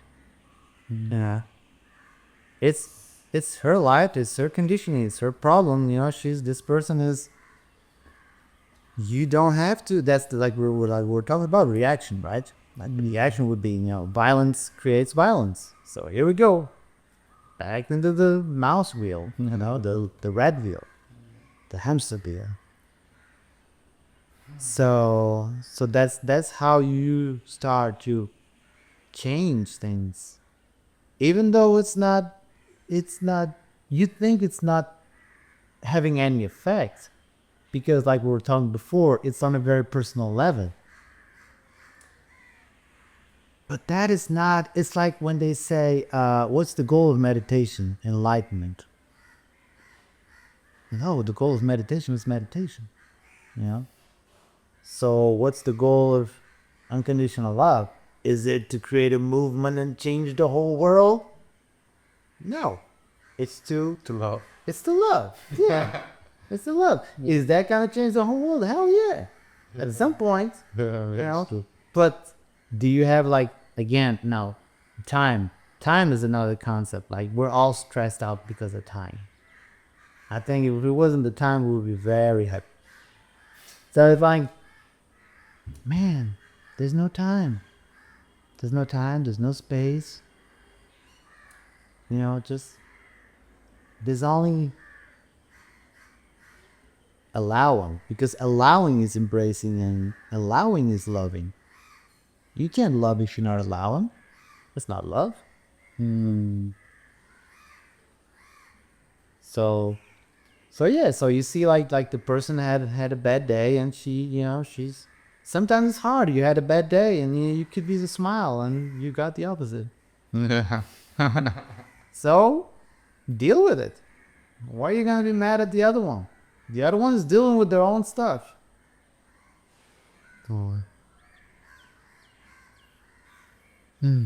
Beautiful. Yeah, I think on that note, yes, we have to deal with a few other things in life. Thank you. Thank you so much. I hope Thank you. Thank you for being this. I can be up. I give you a hug. Sure. I didn't need him hell. Thank you for the truth.